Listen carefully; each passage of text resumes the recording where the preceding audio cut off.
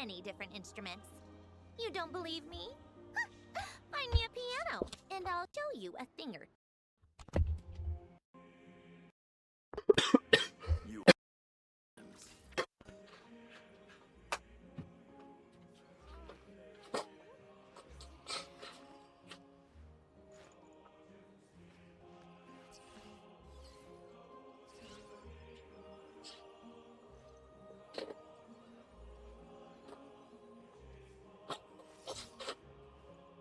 You all miss the good times. Ad Astra Abyssosque. Welcome to the Adventurers Guild headquarters.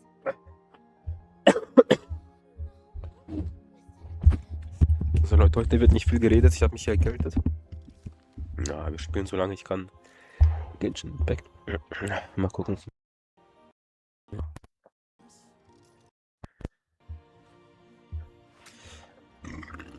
Aber ich glaube, länger wird's nicht.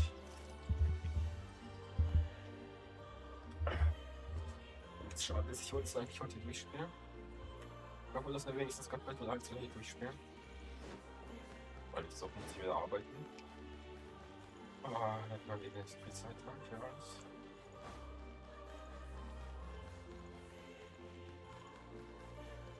Ja, wenn die Story weitergeht. Na dann, viel Spaß, Leute. Miss Vodyanitsa, prima donna of the Korolievsky troupe. What a surprise meeting you here. Will you be sitting in on a session of the Vetcha? Sorry, I'm not taking interviews today.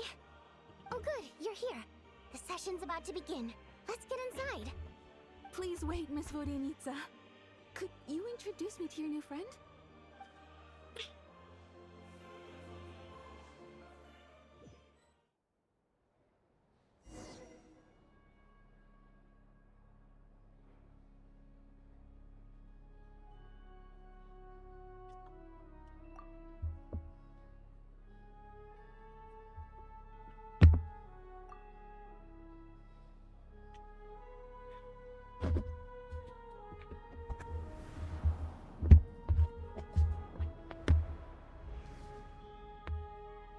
In summary, the energy management commitments made for the outgoing period have been delivered upon. Furthermore, both the production and consumption of Kresnik Crystal show clear signs of stabilizing.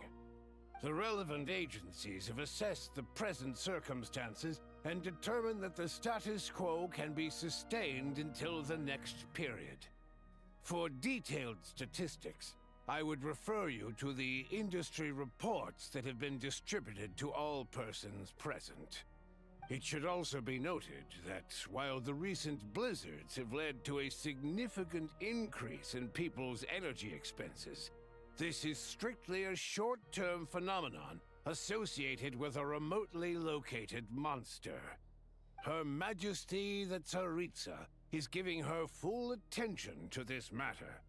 We should have every confidence that it will be dealt with swiftly and conclusively.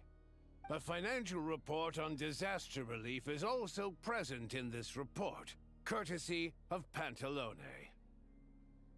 They cover the same old ground every single time. The rooster never seems to mind, but everyone else is getting tired of it. There's a general lack of trust. People aren't seeing any tangible benefits that affect them directly. Of course, none of that will be reflected in any of the reports on the table. Yeah, if it weren't for these hard copy documents, I could have at least made something up. Oh, don't mind me. I'm just out here trying to hit my interview quotas. Bring out the kvass. Ever read it? Best-selling newspaper in town. If I remember correctly, you guys don't even have a sales permit. You have to sell from stalls on the street. Okay then, best-selling street stall newspaper in town. Still counts. Order! We will now open the floor to the representatives. If there are no further substantive issues to discuss, we will then proceed to a vote on this motion. Snezhnaya has a long tradition of treating members of the Fatui armed forces and their dependents favorably. But recent surveys shows that Fatui families in remote areas have access to 15% less crystal than the average civilian family in Snezhnograd.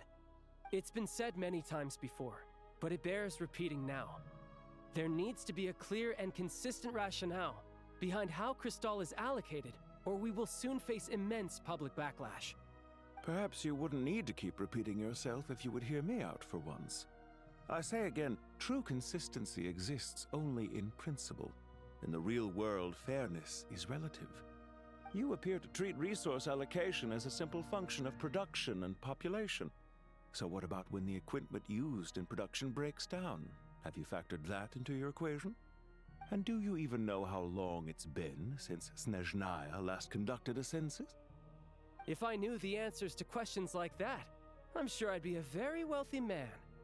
And I doubt I'd be going by child. I'd like to bring the focus back to the specific issue I raised. Or do you wish to deny that favorable treatment for Fatui dependents is our long-standing policy? It's easy to be a critic when there's no accountability.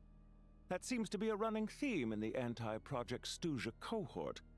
Defeat the ringleader and all other problems will magically resolve themselves. That's what they seem to think. But in case you aren't aware, not one jot in my report would change whether Project Stuja continues or not. So you have no intention whatsoever of finding a solution to this problem? On the contrary, I'm the only one here who ever brings solutions. Child opened by speaking up for the armed forces. Regrator struck back with style and a war of words ensued.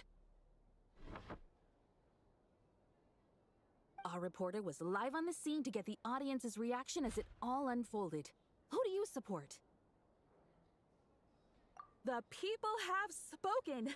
Child received raucous applause from the crowd as he pushed Regrator onto his back foot with a relentless barrage of questions. Now you see why they don't have a sales permit.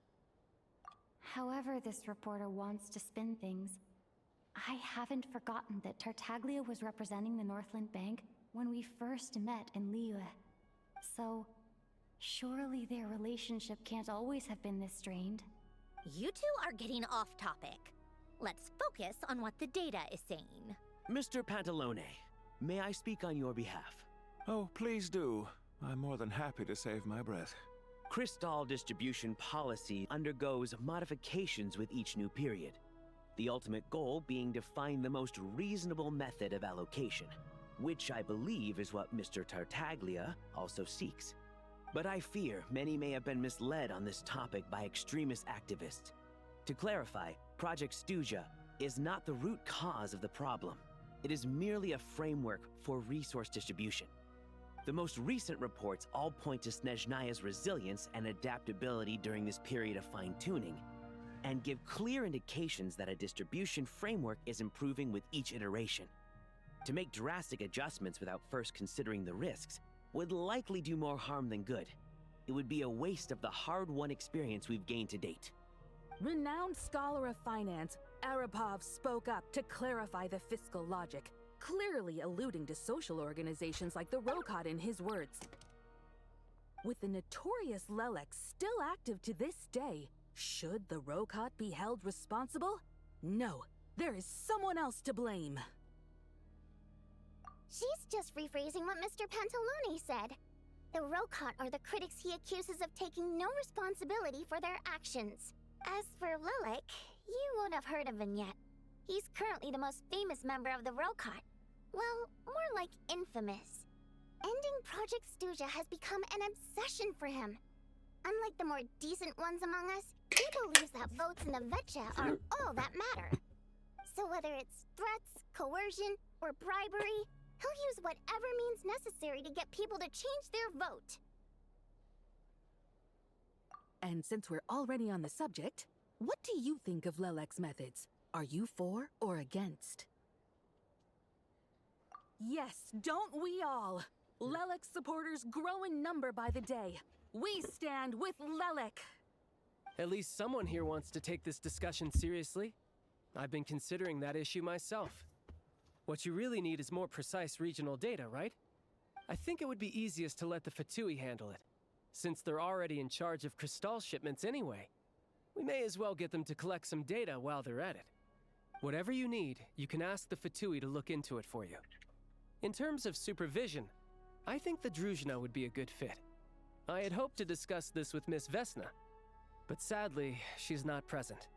I will be happy to take a note of your suggestions and present them to Commander Vesna for a decision upon her return. The Commander has always taken a keen interest in Project Stuja. However, given the Druzhna's demanding workload, I'm afraid it may prove difficult for them to provide any practical support. Let us refrain from jumping to conclusions until a concrete and actionable plan is in place. My apologies, Lord Rooster. There are numerous issues to address here, including manpower, time sensitivity, and reporting lines. Nevertheless, I support drafting a proposal. Follow the usual procedure, and it can be raised as a new motion for all parties to evaluate at the appropriate time. In that case, I'd like to share one thought before the proposal is drafted. The issue of time sensitivity was raised just now, which I presume relates to the official reports. In fact, the Energy Commission already collects regular statistics on each urban center and its surrounding area. Would these be of any use? That's a good idea. I read every issue of Sviet Lolaidovka's report, and although my focus is mostly on the section about equipment operation, the energy consumption statistics also yield a lot of insights. Be that as it may, does no one see an issue with using local data to determine crystal quotas? In the long term, it seems like a very risky solution. Not if they are used purely for reference. So long as we have the report from the Northland Bank's headquarters to corroborate it, no one will be able to fool me. Very well, then. It appears that this arrangement is acceptable to all parties. Yeah, sounds good to me. The members reached a provisional consensus on the issue of improving treatment for Fatui soldiers.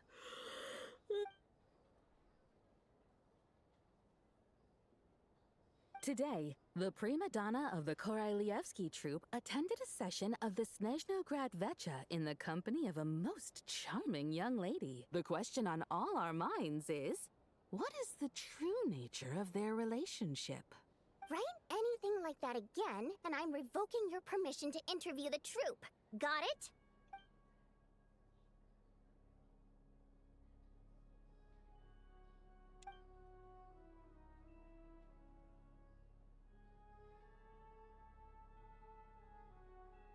Now then, if there are no further contributions from those present, we shall proceed to the final vote. Hey, check it out! What made him vote against? Why now?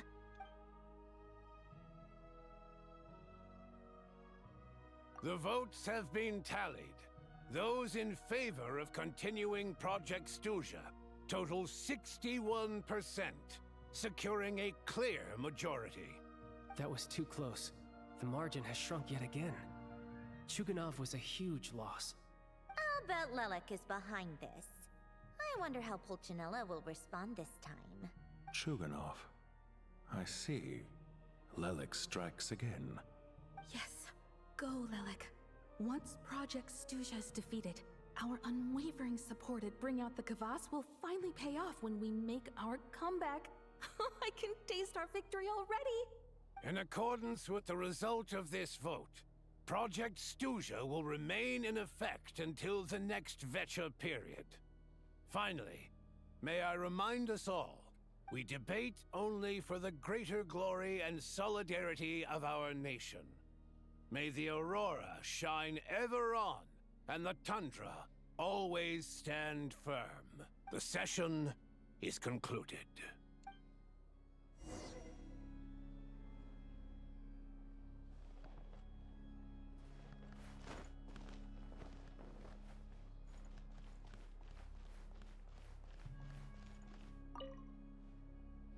I have to say, I really wasn't expecting Chuganov to vote against Project Stuja. Well, in principle, Snezhnaya's business and political elites ought to be the ones least likely to oppose it. As we heard, Project Stuja is basically just a resource distribution framework that requires everyone to cut back during the winter. But even if the policy got cancelled, the Tsaritsa's energy needs wouldn't suddenly go down. The extra demand from the public would have to be filled from somewhere.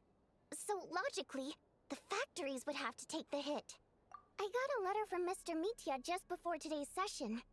He said he's confirmed that there are issues around overtime and excessive energy consumption at the Iskra manufacturing plant. In a situation like this, once the Rooster receives the report, he'll order the factory to halt production and submit to an investigation before issuing a penalty. But that's a week-long process, and thus didn't make it onto the Vetcha agenda this time. I don't think he suspects anything so far. Exactly. And as you know, he's a very selfish person. I was originally gonna try and flip him after he received notice of the official sanctions. My plan was to convince him that the whole thing was completely unfair. Rather than just sit back and take the hit while his factory stopped production, he'd be better off voting to end Project Stuja. At least that way, no one else would be able to make any money either, because all the factories would suddenly have more limited energy to work with. But now, he's already voted against it, which means someone must have used more forceful means to change his vote. Just like with everyone else who flipped. Yeah, no one knows why Lilac is so obsessed with ending Project Stuja, but by the looks of it, he's inching closer and closer to success. Lilac must have strong motivations, given how he'll stop at nothing to achieve his goal. Maybe he knows the full truth of Project Stuja. Maybe my next step should be to focus on him. All right. What are your plans for the rest of the day? Shall we head out? Hey, comrade. I noticed you were here during the debate. I didn't take you for a political enthusiast. Greetings, Harbingers. I just happened to have some free time today, and my new friend here thought it might be fun to check out the Vetcha. Ah, Odette must have introduced you. Looks like you two are getting along pretty well. I'll leave you to catch up. I should head back to the troop. Sure. Break a leg and all that. Thought it might be fun to check out the Vetcha, did you? Things are never that simple with you, Traveler. There's no way you're here for kicks and giggles. Tell me I'm wrong. Oh, yeah. To some, he's a captivating enigma. To others, he's the bane of their existence. No one ever thought that some anonymous nobody from the Rokot could cause such a stir. Huh? You want to look into Lelik? Then I'm sure his days of anonymity are numbered. What do you think, Sandrone? Fine by me, I guess. If the Traveler actually manages to expose Lelik, it'll be doing Pulcinella a favor. In return, it seems fair to let her in on what we've learned so far. My thoughts exactly. Sharing is caring, after all. Head back to Glupov and grab the files on Lelik. It's easier to just pull the records than go through the rigmarole of getting the Traveler a visitor's permit. As you command, child. In that case, since we're going to be waiting anyway, I'll have someone brew a pot of black tea. One common thread among the many incidents Lelik has been involved in is that the victims are all too scared to share any real information about him. Clearly, he must have threatened them in some way. His modus operandi is to silently infiltrate the scene and leave a threatening letter behind. But neither the letters nor the crime scenes ever yield any clues to his identity. So all these files have to offer are short statements by the people affected. They don't give us a lot to go on. If nothing else, it shows we're dealing with a trained professional who's versed in counter-surveillance. Yes, and to that point, he often strikes in highly secure locations. The victims are high-ranking and influential people who take their personal security very seriously. Somehow, Lelik slips right into their rooms without making a sound. There's never any eyewitnesses, nor the slightest trace of a break-in. If he can get in and out undetected, it means he can strike without warning. Not that that's ever happened so far, but the thought is enough to scare these people sleepless. It's hard to believe that a human being could pull this off flawlessly every time, so they switched the focus of the investigation to Faye. Unfortunately, no one's found anything yet. Careful, don't underestimate me. Although truth be told, I'd probably find it hard not to blow my cover. Direct confrontation is more my style. We haven't ruled out the possibility of Lelik being human. It's just, there can only be a handful of people in all of Teyvat who'd fit the profile. They, on the other hand, plenty would have the ability, but few would have the motive. No, not as strong as me. You'll never find the culprit with criteria like that. Let's go with a little weaker than me. There's no denying that Master is strong, but meticulous. We can only hope. She's just trying to find a reference point. Stop getting fixated on who's stronger than who. But that's the most important thing. In my opinion, anyway.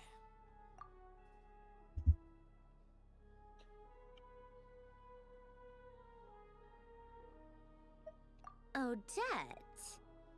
Yeah, that seems about right. Her skills are solid, and she's always calm under pressure. Except she's Fatui, so the likelihood of her working against us is pretty low. But yeah, much more accurate than your previous example, at least. No, wait a moment. Maybe we should interrogate that assumption. What do you mean? Which assumption? Her Fatui identity doesn't necessarily exonerate her. And when you think about it, the Rokot would be precisely what she needs to conceal her identity. Plus, she wouldn't need to be such a pro at covering her tracks. She'd already know where the Fatui will be and when, so she could choose the perfect time to act. Oh, yikes. I was just thinking out loud. Why is this starting to sound like such a convincing theory? Still, what reason could Odette possibly have for trying to call off Project Stuja? Arlecchino would be the best person to ask. She knows Odette best. Unfortunately, she isn't back yet. Rosaline used to open up to her in private about her struggles with Odette. As I'm sure you can imagine, Arlecchino is quite a lot better with children than Rosaline was. She gave her some tips on how to handle the situation, and Rosaline managed to reach a settlement with Odette before leaving. So I suppose there were at least no lifelong regrets left behind. Beyond that, I don't know the details about that side of things. But I do know that Odette definitely has a motive to hold a grudge against Project Stuja. The reason being, her father passed away during the early stages of the project. That was back before it had been named Project Stuja, when things were still being worked out. But in essence, it's remained the same ever since. Huh. The more you know. Rosaline was always so self-centered. I never understood why she started paying so much attention to Odette. Is that such a surprise? If you cast your mind back, you may remember that Rosaline and I weren't exactly close. We had tea together a few times, but that was about it. Odette's past is no secret. Her father was a Fatus and her mother was a very famous ballerina. On the surface, it looks like she followed right in her parents' footsteps. But the truth is quite a different story. After her father passed away on a mission, her mother was overcome during a performance and could never dance again. Odette was only interested in ballet at the time, but this tragedy left the family with both breadwinners gone. They could barely make it. Per Capitano's policy, family members of Fatui who died of duty had to be appropriately accommodated and provided with adequate assistance. So, regardless of how Rosaline may have felt about it, it fell to her to resolve the issue of Odette's family's livelihood. In the end, the solution they agreed upon was to have Odette join the Fatui. Right, because the alternative would have been a one-off compensation payment, I guess. In that sense, joining up was definitely the better option. Still, she must have had mixed feelings about it, right? If she doesn't even like the Fatui. It's just a theory, a possibility. But as a motive for Odette to become Lelik, it holds up. That said, I have no idea where Odette's head is at right now, or what her conflict with Rosaline was about. Plenty of people were on bad terms with Rosaline. I have no intention of trying to figure it all out. Yes, but there's not much point in discussing that now. Yeah, back to Lelik. Since our investigations so far have turned up next to nothing, we've got nothing to lose by trying a new angle. Funnily enough, Tonya and I had actually made plans to go to the theater tomorrow to watch Odette's rehearsal. Unfortunately, thanks to this Lelik situation, I'll be stuck working overtime again. Which means you can go in my place. No point wasting the ticket. Plus, you'll get to meet Tonya. Spirit Seeker. Quite the classic ballet. It was passed down through Odette's mother's family for generations, though it hasn't been performed in years. But Odette's been practicing it diligently, and it's finally ready for a return to the stage. Excitement is through the roof. Tickets for the official performance sold out long ago. Tonya's excited for it too. She's desperate to see it no matter what. Personally, it's not really my kind of thing, but since she's my little sister, I had to figure something out. I've actually seen it several times before. The story's pretty straightforward. The lead character follows a trail of clues left behind by a spirit, gradually recovering her memories along the way. It's a tale of love and regret. So not exactly reinventing the wheel, at least by today's standards. But when that classic melody kicks in and the lead character begins to dance, it always gets me. It really is beautiful. Not an easy dance to do justice to, though.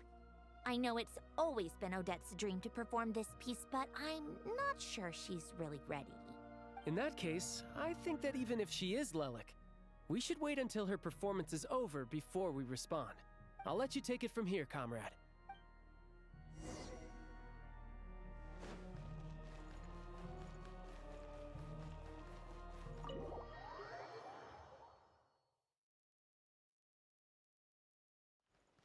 How tiresome.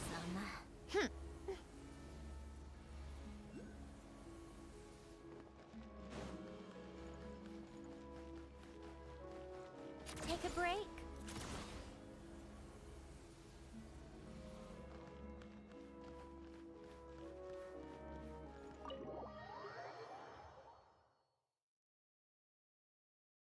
How tiresome.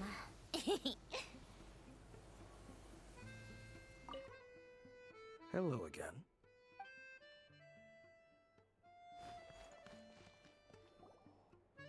Sounds like you made a ton of progress today. It's good that everything's going so smoothly. Next step is to head back to the theater and get a clear answer from Odette. Either way, Paimon doesn't get the sense that she's a bad person. Sure, she might have done some pretty extreme things, but Paimon bet she has her reasons. Maybe this is going too far, but with everything she's managed to do so far, wouldn't it make more sense in theory to be even more, heavy-handed? Why leave a letter when she could, well, we know there are plenty of other ways to keep people in line, right? The point is, she could have gone further, but she didn't. So, if it is her, she's got some principles at least. Yeah! Well, all you can do is follow the facts wherever they lead. No change, really. But that thing Paimon told you about yesterday? Paimon feels like she can sense it more clearly now. Hearing you talk about your day makes Paimon itch for an adventure. If only she could be there with you so we could experience it all together. Yeah, I wish you could be there too. I'm not used to adventuring alone. But don't worry, we'll get to the bottom of this. Guess it's just one of those things. Never mind. Paimon will behave herself and keep resting.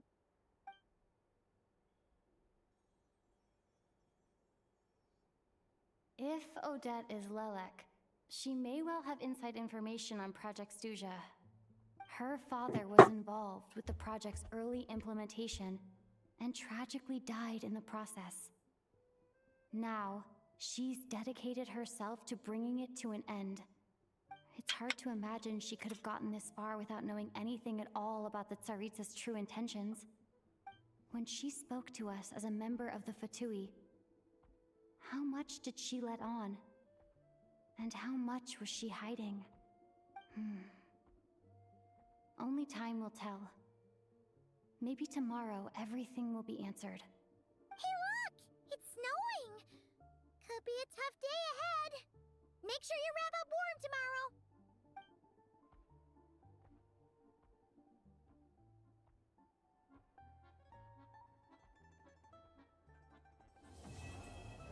tomorrow. Wait. Kapitel 1 abgeschlossen. Nice.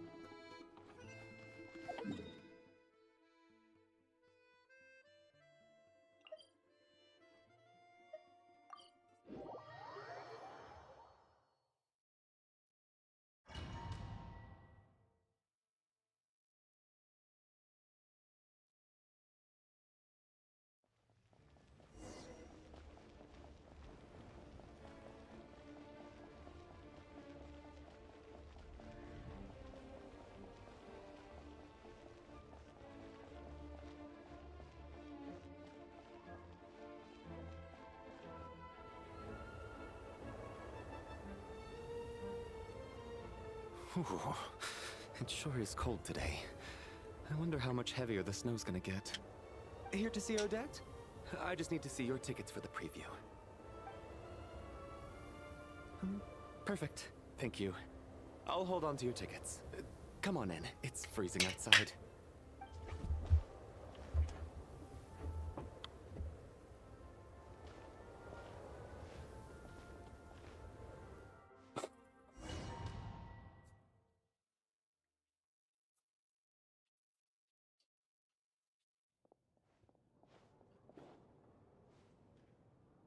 I think I'll leave the Lelek question until after the show's over.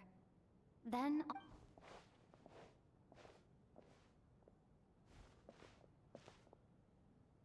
Child said he was originally going to come with Tonya. So I'm guessing Tonya's already here somewhere. Is there anyone here who looks like a Tonya? Let's see. It's a small audience. Makes sense for a preview. But wait. I do see some familiar faces. Mr. Chuganov's back again by the looks of it. Oh, and is that Mitya? And that Fatui officer, Valeri. Guess he must be playing cat and mouse with Mitya again. Oh no, it looks like the show's starting, and I still haven't found Tonya. Never mind. I'll just have to take a seat for now and see if I can catch her afterwards.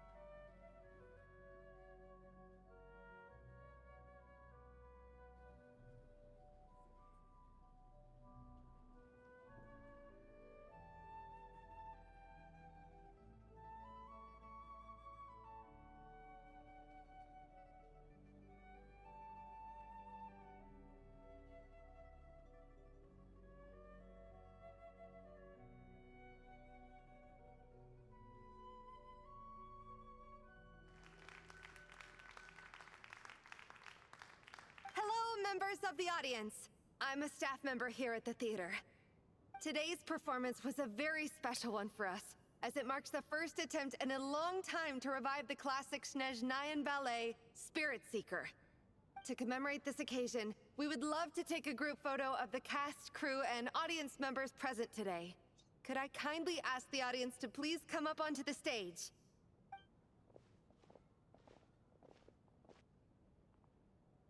All right, everyone, huddle in a little more. Now, look at the camera. 1, 2, 3.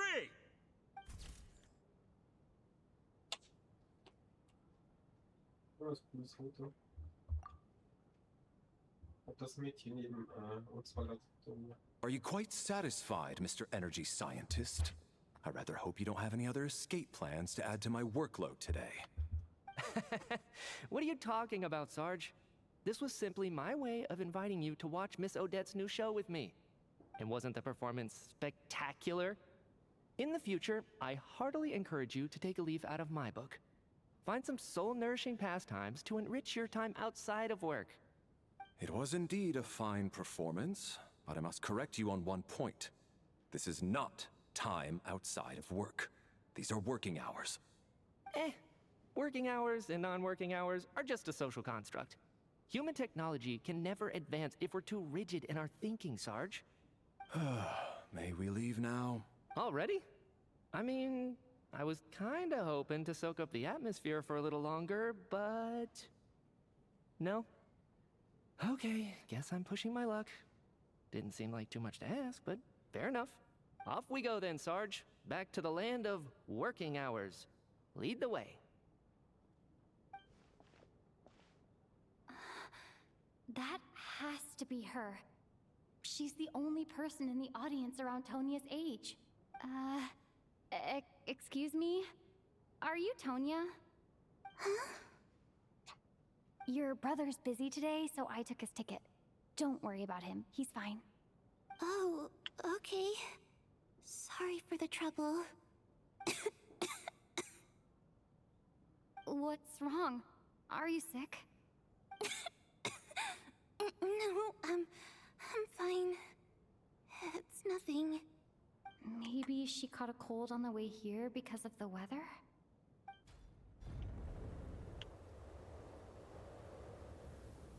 I haven't seen snow like this in a long, long time.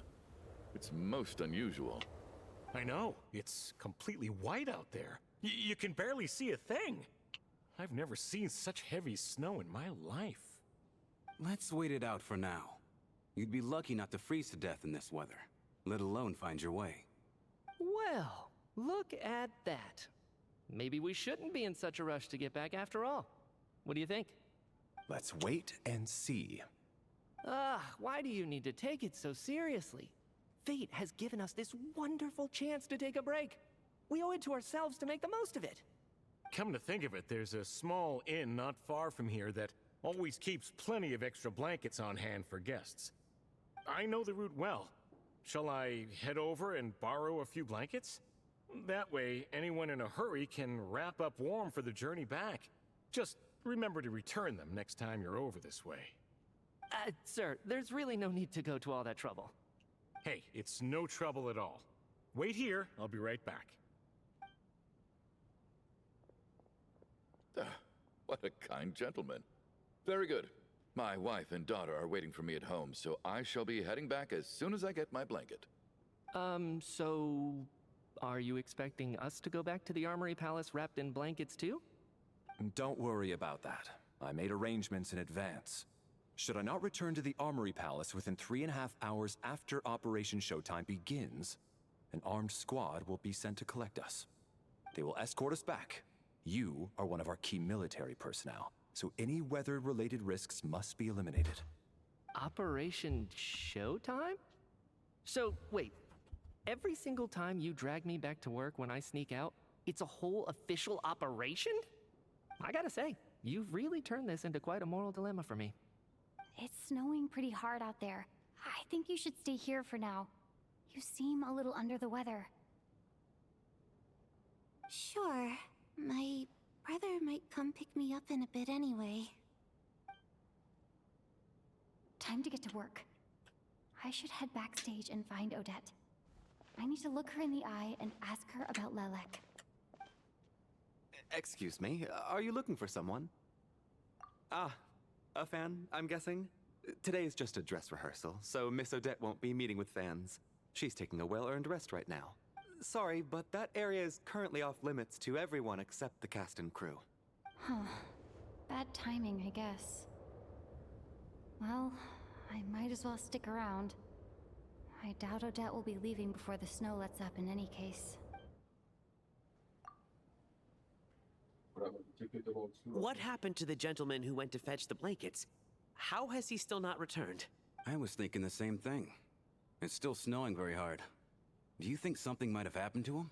Whatever the reason for his delay, I must say I hate nothing more than people who make empty promises and fail to deliver. Well, I have to treat my employees like that on occasion, but that's different.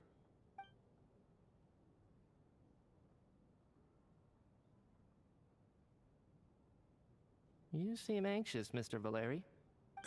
It's been nearly 4 hours since I left the armory. The army should have arrived to extract us by now. They know how much I despise tardiness and disrupted plans.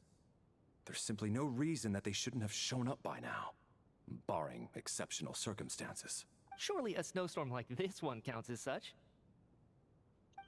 Few things in this world can stop the Snezhnayan army, Mr. Mitya. And a snowstorm is certainly not one of them. Why don't you go out and take a look? They might be right outside, waiting for your orders before they dare come in. An absurd hypothesis. I have no intention of leaving your side for even a moment until I have escorted you back to the Armory Palace. This doesn't look like an ordinary snowstorm to me. That guy who left earlier. It looked like he just vanished into thin air. Either that, or my eyes were playing tricks on me. A man-eating snowstorm? Come on. Night hasn't even fallen yet. Spare us the ghost stories.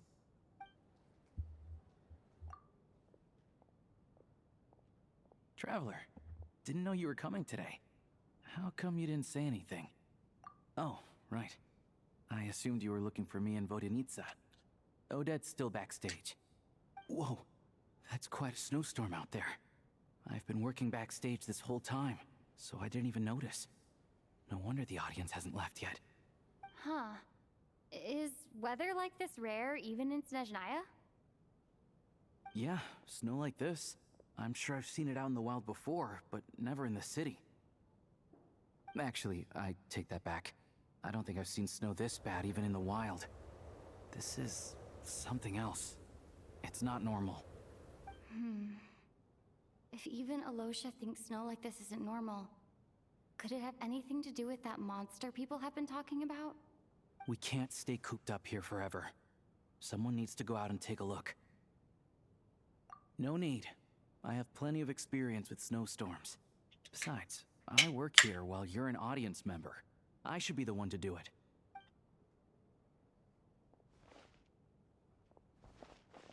Everyone by the door. Careful not to let the snow soak into your shoes. In a snowstorm, you gotta look after your toes above all else. Heading out, my man? Be careful. I've been told the snowstorm eats people alive. Thanks for the advice. I am planning to be careful. I just want to take a quick look at the situation out there.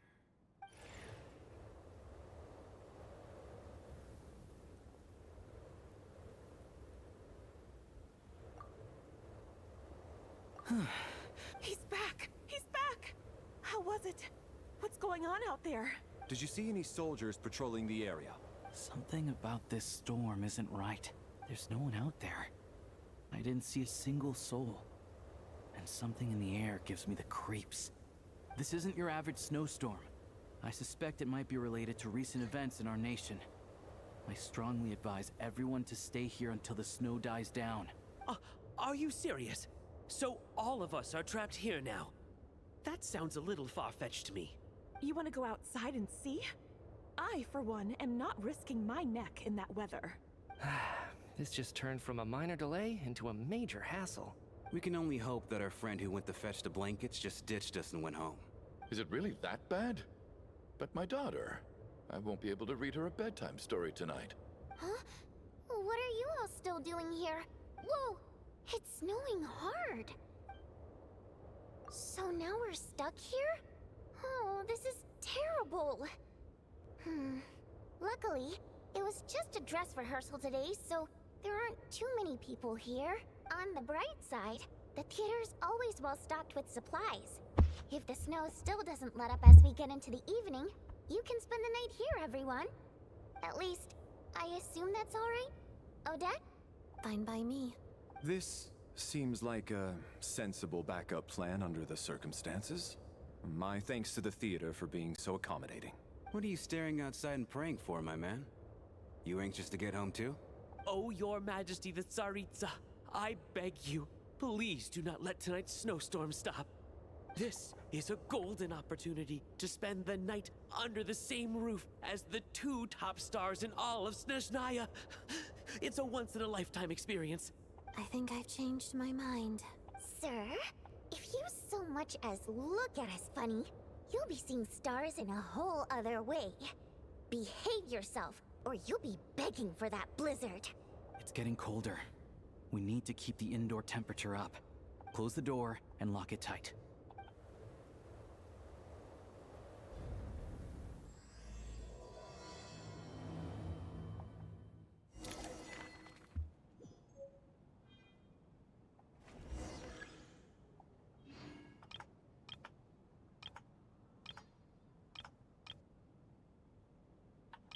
Après, on se met un détective, c'est trop bien.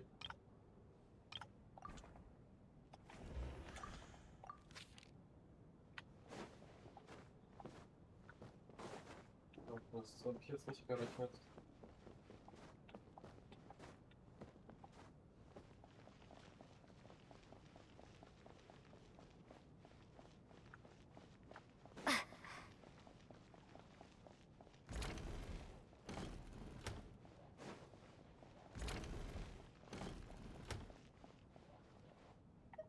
I have to say, even though today was a rehearsal and there were some hiccups along the way, Miss Odette's performance was one of the best I've ever seen, even compared to an actual show. Oh, I couldn't agree more, especially considering the weight of the subject matter. It takes a truly seasoned professional to do justice to a theme like love and regret. Do you think we were coming on too strong? Odette's ignoring us again. What about you? What did you think of today's performance? Huh. That's actually a more insightful critique than I was expecting. My mother would agree. She's always thought that was my biggest flaw. Maybe I need to work on making my facial expressions appear more natural. I'll make sure to save a ticket for you when the show's performance ready. This doesn't seem like the time or place to bring up the subject of Lilac. So unfair. Talk about double standards. And now it looks like I've been spotted. You know Mitya too? No, I don't. I just have a feeling that he might be dangerous.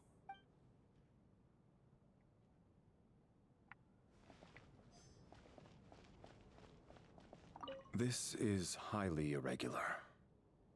A delay of over an hour during an operation like this theoretically warrants a Harbinger-level response.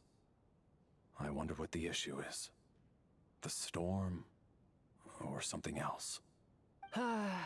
Sarge, the day you learn to let go and just enjoy moments like this is the day you'll finally understand the meaning of life. Why, hello, ma'am. I believe you were the one sitting at a nearby table back at Podvorye Restaurant. Any friend of the theater's star performers is a friend of mine. It's a pleasure to meet you. I'm Mitya, from the Energy Commission. Greetings. Major Valeri, head of the Special Assignments Battalion. Armory Palace Royal Grenadier Guards, 1st Regiment. I am here to ensure Mr. Mitya's personal safety. Please let me know if I can be of any assistance. Miss Traveler, I cannot help but notice that Miss Odette is stealing glances at me. Any idea what that could be about? I've racked my brains, but I can't think of anything I might have done to offend her. Perhaps she noticed me spacing out during her performance? What? You mean I really did do something to upset her? Well, thanks for letting me know. So, Mr. Mitya, is your work related to Project Suja? Yes, that's right. The higher-ups in the Fatui transferred me from the Energy Commission to the Armory Palace because they wanted me to... Really? I can't even talk about that? Pretty sure it counts as part of my private life.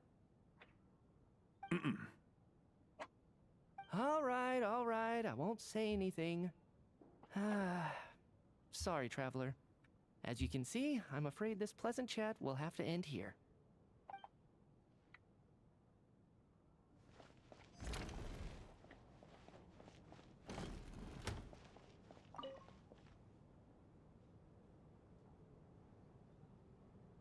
I don't think it's ever been this lively backstage before.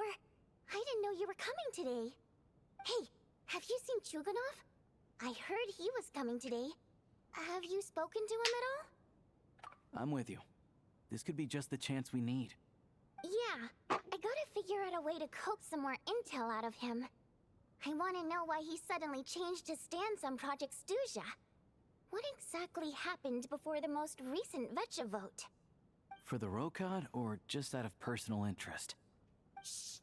There are other people around. Don't say the R word.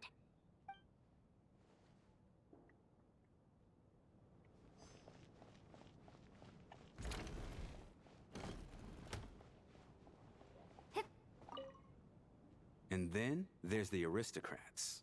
Easiest of all to deal with. You don't need to use any force whatsoever. All you have to do is show them the rope you plan to tie them up with. Do you know why? I don't. Do tell. Because nothing horrifies them more than the thought of a cheap, coarse rope leaving creases on their precious million Mora coat. They'll do whatever you ask to avoid that fate. Unexpected, but funny nonetheless. Well, look at that. I got myself a new listener. Hey there. Let me introduce myself. The name's Shram, and I'm a mercenary. The kind that gets paid to do odd jobs for rich folks. And I am Chuganov, an entrepreneur. If my name is unfamiliar to you, you will note... Are you really that famous, Mr. Chuganov? How come I've never heard your name before? Excuse me? Is that a joke? Or are you being serious? Oh, I'll have to ask my rope later. He's probably tied up more entrepreneurs than I've ever heard of.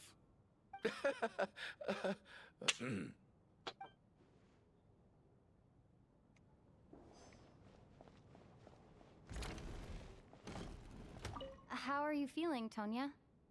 I'm fine. Sorry to worry you. I'm used to it by this point. I take medicine for it. My brother usually helps to get it ready for me. Child must take great care of his sister. He's never mentioned Tonya's illness, though. You know, I actually find this whole thing kind of exciting. Stuck in a strange place thanks to a snowstorm. Having to spend the night with a bunch of interesting characters. It's pretty cool, don't you think? Exactly. It's like one of those stories where an ordinary school trip turns into a magical adventure. I've always wanted something like that to happen in real life.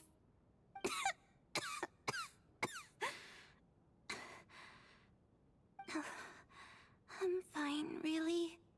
Just got a little overexcited. Look after yourself. Otherwise, your brother will come after me.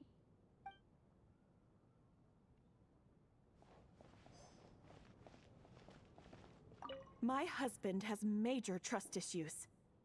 To him, I doubt even this snowstorm is a good enough excuse for me to stay out all night. That's the price of marrying into wealth. You'll get used to it. I'm not about to stop you if you want to leave. But don't drag me along. Hello? Can I help you?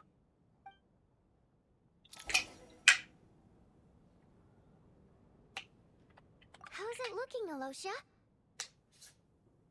No change from this afternoon. Heavy snow with no sign of slowing down. May I have your attention, please? The storm is unlikely to stop tonight, and it'll be even more dangerous outside at night than it was during the day. We at the theater owe everyone here a duty of care. Therefore, we strongly suggest that you stay on site overnight and avoid going outside unless absolutely necessary. In a few short moments, We'll give you a tour of the theater's various quarters. You can choose to sleep in the VIP room, the office, or backstage. Or on the stage if you'd prefer. We won't mind. I'll pass on sleeping on the stage. What if the snow is stopped by tomorrow morning? The early birds in the audience might think we're part of some experimental new show. A drama about sleeping? That could be fun. Maybe we could come up with a title for the production. Not bad. Clear selling point, at least. Could be a big hit. Anyone who doesn't wish to sleep on the stage, please follow me. I'll show you to the rooms.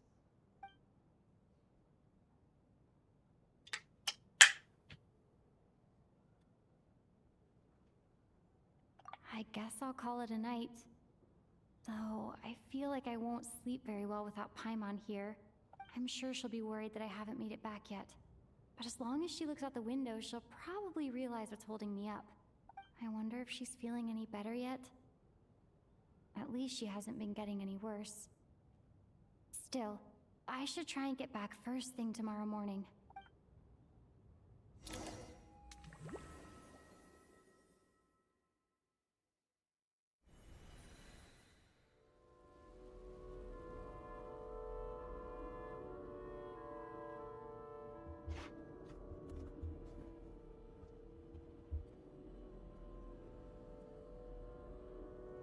Ah, finally. Welcome back to the world of the living, lazy bones. I was about to wake you. The black mist is almost on us. Still waking up, huh? You know, the black mist.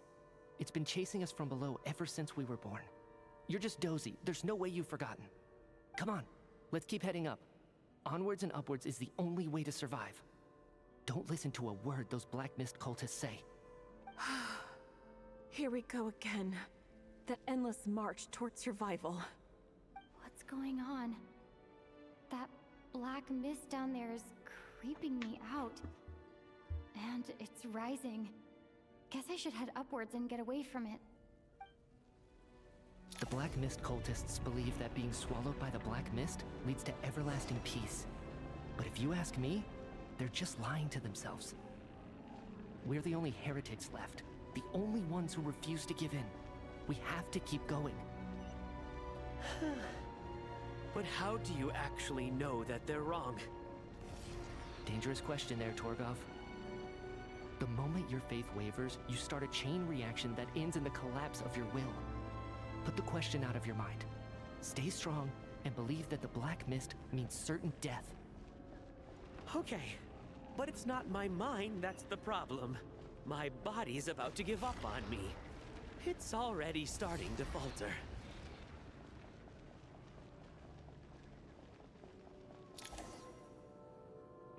I can't do this anymore. I've had enough of being forever on the run. What's the point of it all? All this will pass eventually, I promise. Keep fighting. It will be worth it. You accuse the Black Mist cultists of being liars. But you're lying too. There is no end to this path. It keeps going up forever. There was never any hope to begin with. The cult of the Black Mist has poisoned your mind, Sobolova. Are you thinking of giving up as well?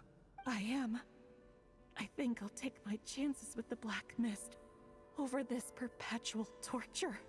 As much as I detest the Black Mist cultists, I'm just too weary. Then I bid you both farewell. Let me put my personal opinions aside for a moment and say, I hope that you both find peace within the Black Mist. Fate always appears so impossibly complicated. But at moments like this, its raw simplicity is laid bare. Their fate was sealed from the instant they entertained doubt. From then on, the outcome was both inevitable and irreversible. Let's go.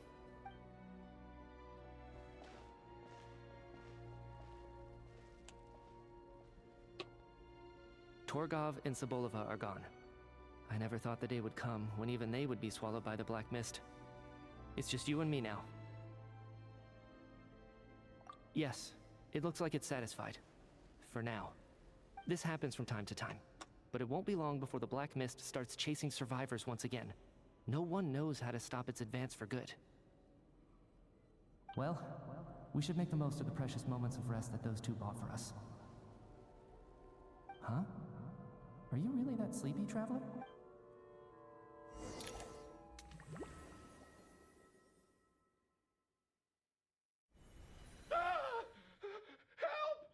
What is it, Chuganov? Is it morning already? Sounds like it's coming from next door. I should check and see what's going on.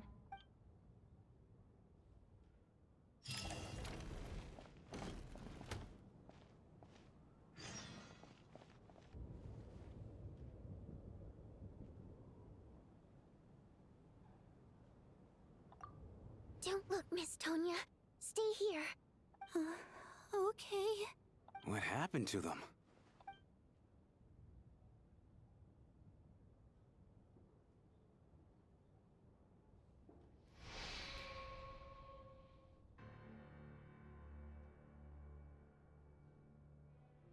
These two people have passed away.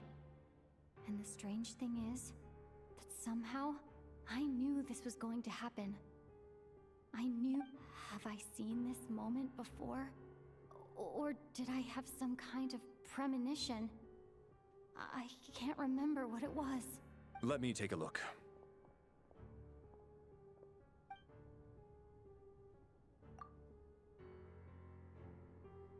No vital signs in either of them. They're dead. The cause of death, however, remains unclear. No wounds on the bodies, no signs of a struggle, and no skin discoloration caused by the buildup of toxins. But just last night, they were chatting and joking away. This is so sudden. Could they have had pre-existing medical conditions? Even then, the odds of them both dying of sudden complications on the same night are extremely low. It's hard to believe that they died of natural causes, nor does this appear to be a suicide. Who was the first to discover the bodies? It was me. But these deaths have nothing to do with me, officer. I got up early because I wanted to see if the snow had stopped. Then I noticed that the door to this room was open, and it looked like there was a man and woman inside. I just went over to see what was going on. I had no idea they were... I can corroborate this. I was doing my morning exercises near the stage. When I saw Mr. Chuganov heading this way, I followed him. I can also confirm that I didn't see a single person approach that room before him. The snowstorm was raging all night, and it's still going now. There's no way someone could have come in from outside, correct? You mean an intruder? No, not possible.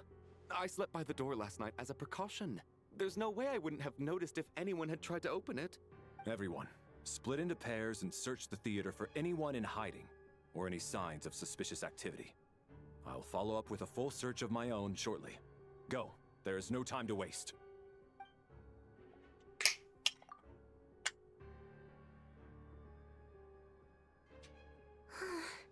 Nothing on your end either?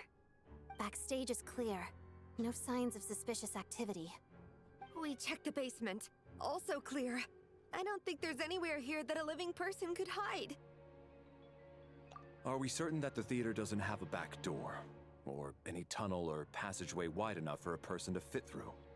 No, there's nothing like that. If people were sneaking in through some secret tunnel to avoid buying a ticket, we'd have sealed it off ages ago. I also checked the windows. All of them are locked from the inside, and there's no sign of anyone entering or leaving. It sounds like we can safely rule out the intruder theory. If anyone came in during the night in this weather, there'd be no way for them to avoid leaving footprints or water stains. This can only mean one thing. It's like one of those murder mysteries you see in novels and plays, isn't it? The ones where the killer is... one of us. We can't quite jump to that conclusion just yet. Could he be right? It's hard to imagine something like that happening in real life. Set in a theater during a snowstorm, a murder takes place and the killer is among us. It's such a classic trope that it seems unbelievable. Looking at who the killer targeted, and the clean entry and exit... It all adds up. I know what this is. It's obvious now that I think about it. What is? What have you figured out? Both victims were wealthy, well-known local merchants. And the door was deliberately left open so I would discover the bodies and witness the crime scene first thing in the morning. Such ruthless methods. This was your doing, wasn't it, Lelik? Lelik? You mean Lelik is among us? And he... Lelik. I know this code name. Member of the Rokot, anti-Project Stuja. Always works alone. I've read the case files at the Armory Palace. Walk me through your reasoning, Mr. Chuganov. What do you know about Lelik?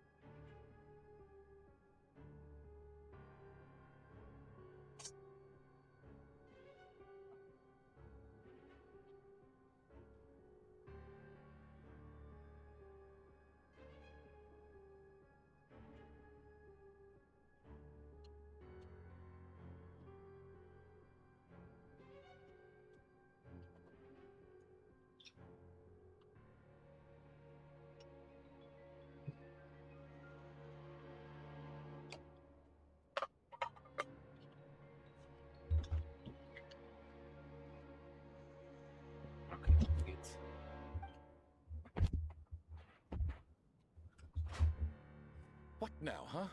What now, Lelik? What more do you want from me? I already voted against Project Stuja at the Snezhno Gradvecha. You snuck into my house the other day while I was asleep. Left a threatening letter. And I did all that you asked. But Project Stuja cannot be so easily shaken. Not with the rooster in charge.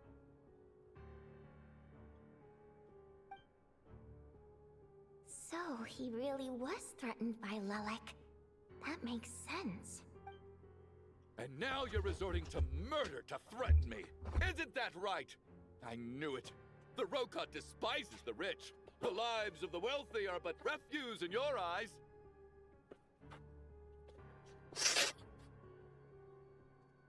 Show yourself! Which one of you is Lelik, Tell me! I'll do whatever you want! Just stop playing these mind games!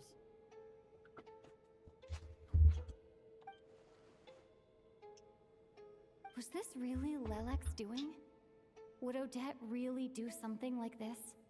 If Odette really is Lelek, this seems out of character. But then again, how well do I really know her? I'm probably the only one here with a compelling theory about Lelek's true identity. But if I reveal it now, I'll be putting Odette in the line of fire. What should I do? I don't think it's likely that Lelik killed anyone. At least from the stories I've heard, he's never killed anyone before, and his name has never come up in connection with any murder cases. Besides, even if Lelik did want to threaten you, why resort to such an extreme and roundabout method? It's not his style at all. Vodianitsa doesn't know that Lelek might be Odette, but her assessment is pretty much identical to mine. Miss Vodianitsa, why do you suddenly feel the need to speak in Lelik's defense? Defense? Oh, no, it's just... I'm worried that we're jumping to conclusions here, so I wanted to share my point of view. Also, I don't think the Rokot is as bad as you're making it out to be. Well, if you think I'm so wrong, what's your theory then, Why don't you tell us who the killer is? The case is still evolving, Mr. Chuganov. Please do not prevent others from expressing their opinions so early on in the discussion. Even so, there's no denying that the recent threat received by Mr. Chuganov may well be an important clue. So there's still a good chance that Lelek is right here among us. I can't do this anymore. I don't care if it's still snowing outside. I have to get out of here. Whoa, take a beat. We all know it's far too dangerous out there. Even the soldiers couldn't get to us. Go out that door, and you might not live to tell the tale. And whoever this Lelik is, they're surely not going to murder anyone in broad daylight. Be sensible, my man. You're safer inside. As much as I regret having to say this, I'd like everyone to cooperate and refrain from exiting the premises until further notice. Because as things stand, every one of us is now a suspect. Unless anyone has further information to share, let's adjourn for now. Feel free to keep searching for clues, but make sure you don't go off alone.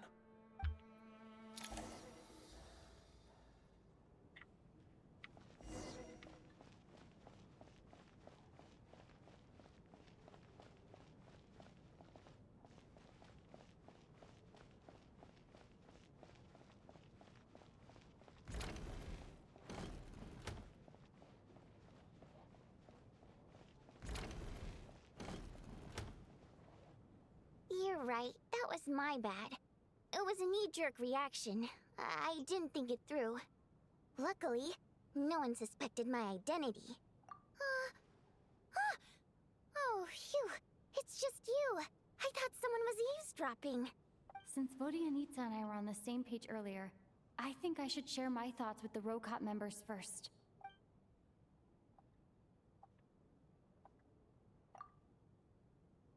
Whoa.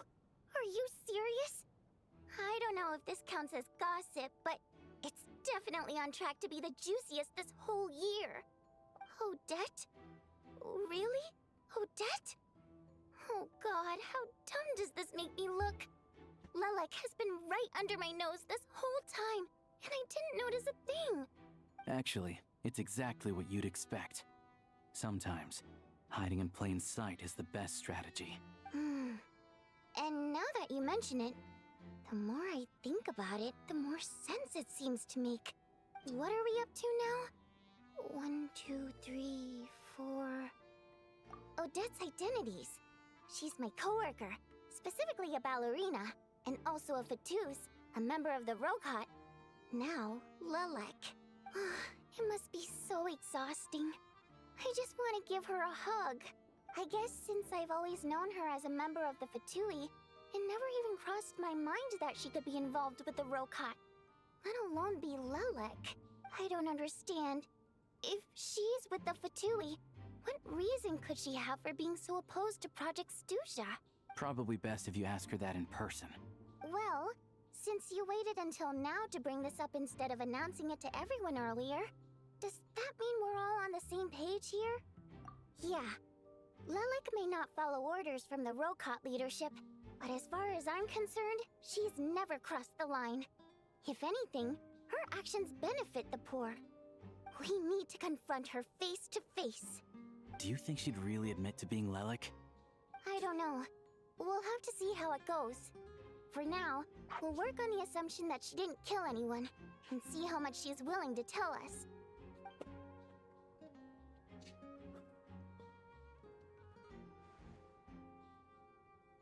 Now's her chance. Odette's alone. Let's go. Hey, Odette.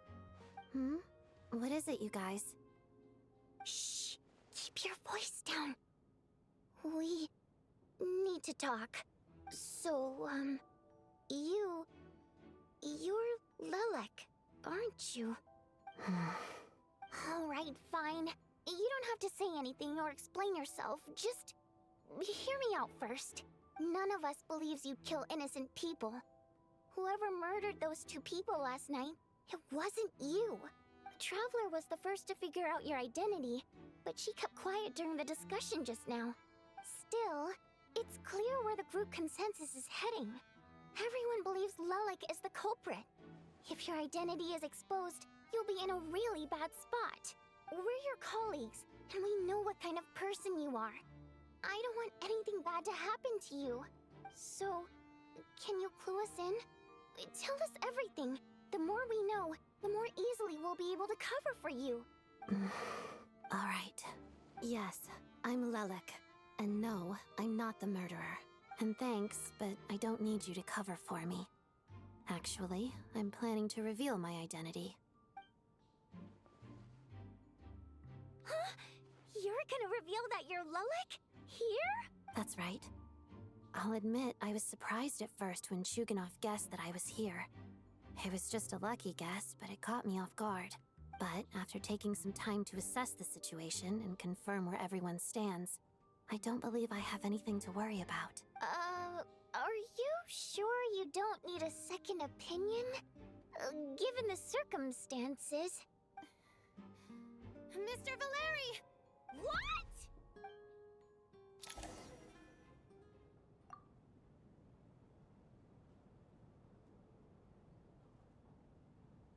So... Odette is Lelek?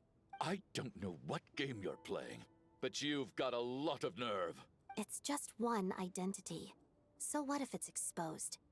I can disappear and adopt a new identity anytime I please. I made my peace with this when I chose to become Lelek. But more importantly, I promise I am not the murderer. Which means that someone else is. So, if anyone still insists that I did this, you'd best produce the evidence now. Otherwise, I suggest that you bite your tongue. Because if you really believe I killed 2 people without making a sound or leaving a trace, pointing fingers at me would surely only make you my next target. Is this really the truth, Miss Odette? That's confidence, all right. I believe you. A real no-nonsense attitude. I can see why Marionette said that she's on track to inherit the title of the Fair Lady. Are you seriously buying this? Hey, officer! She just admitted to being Lelek. Aren't you going to do something about this? I do have one question, Miss Odette. Why have you chosen this moment to come forward and reveal your identity? If I didn't say anything, everyone would be focusing all their efforts on finding Lelek. And that is exactly what the real culprit wants. I don't want to be the scapegoat who lets the murderer get away with this crime. Despite all the accusations, she made the smart choice. A remarkable display of rational thinking under pressure. Clearly, Odette's talent extends far beyond the art of dance. She thought so far ahead. Ugh, why do I always feel like I'm one step behind her in everything? You've convinced me. Dealing with the murder case remains the top priority right now. Let's put the name Lelik and all related incidents aside until further notice. Nevertheless, the group still considers you the prime suspect. I assume you have no quarrel with that, Miss Odette? I understand. You're welcome to keep an eye on me around the clock. I have no objections. Mr. Chugan... Ugh. For my wife and daughter's sake, I'll let you off the hook for now. But don't think you're forgiven for breaking into my house and threatening me. Just wait till we get out of here, Lelik. We'll settle the score then.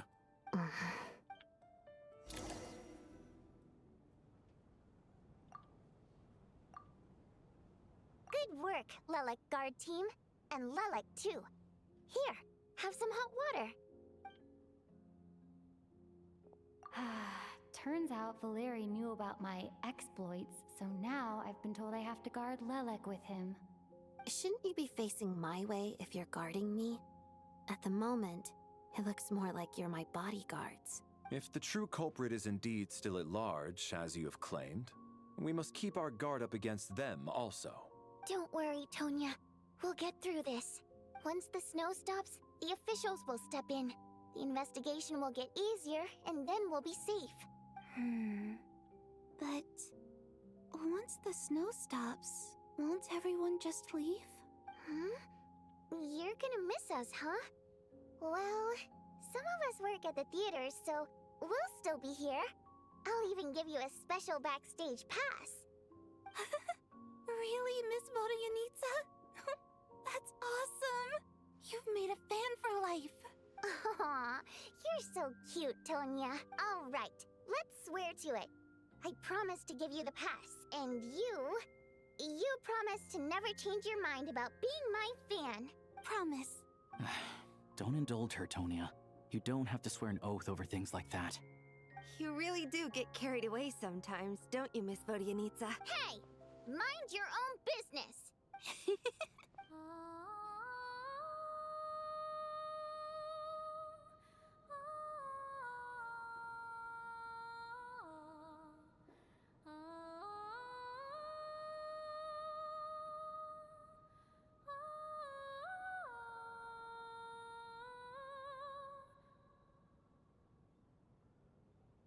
Don't be nervous, Miss Water Imp. Everyone's here. There's nothing to be afraid of. Excuse me? Do I look nervous? Don't be ridiculous. No. You sound nervous, lass. Oh. Wait, but how... Okay, plenty of people know that I'm a water imp, but still... How come you understand our primary mode of expression? Primary mode of expression. I've not come across that concept before. Do enlighten me, Vodyanitsa. Well, it's just... We water imps tend to communicate our emotions to each other by singing, rather than facial expressions. The emotions we convey through song take precedence over our facial expressions. So, we think of it as our primary mode of expression. I'm impressed, Shram. I didn't take you for a man of culture, but you're clearly rather learned. It's not about being cultured or not. The thing is, this mode of expression can usually only be understood by other water imps. It's not a simple case of a song sounding happy or sad. And yet, you're clearly human, Mr. Shram. It's really not the big deal you're making it out to be. I think I just have a knack for it. Plus, I have a... very close friend who's a water imp. A delightful lady. But anyway, we spent so much time together that before I knew it, I noticed I could understand her expressions. Oh, I guess that makes sense. Still, the fact that you have a water imp friend is even more surprising. I'd better watch what I'm singing when I'm around you from now on. Hey, what are you implying? You're not secretly insulting the audience in your songs, are you? Heavens! Why would I do a thing like that? It's getting late. We should discuss our sleeping arrangements for tonight. To guard against the killer. I suggest that we don't sleep in separate quarters tonight. It will be safer if we all stay together. As long as someone keeps an eye on Lelik, I'm quite sure we won't have any trouble.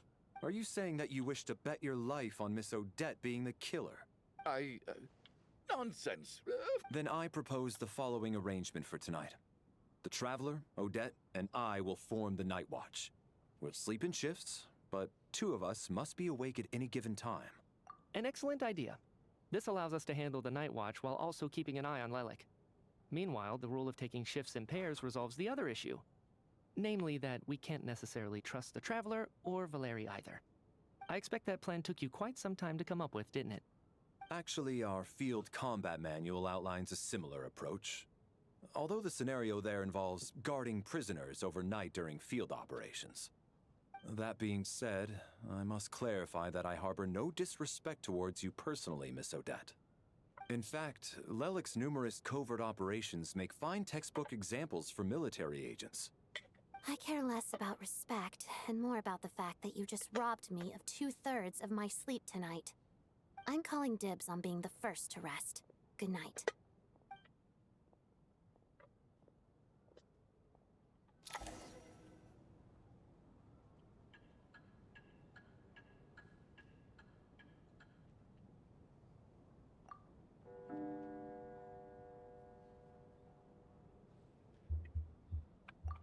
It's almost time.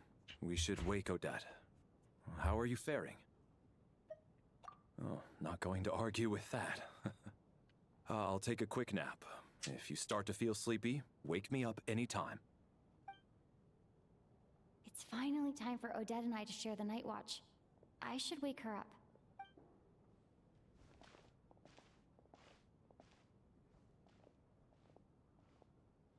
I came here to get information from her in the first place.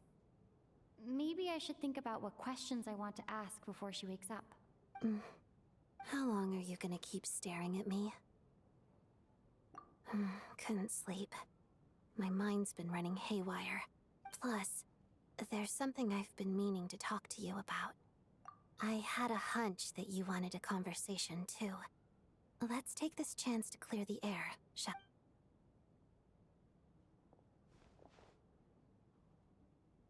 I just had a simple question for you, really. It's, Rosaline. In her final moments, did she have any last words or anything? I see. Well, that was all.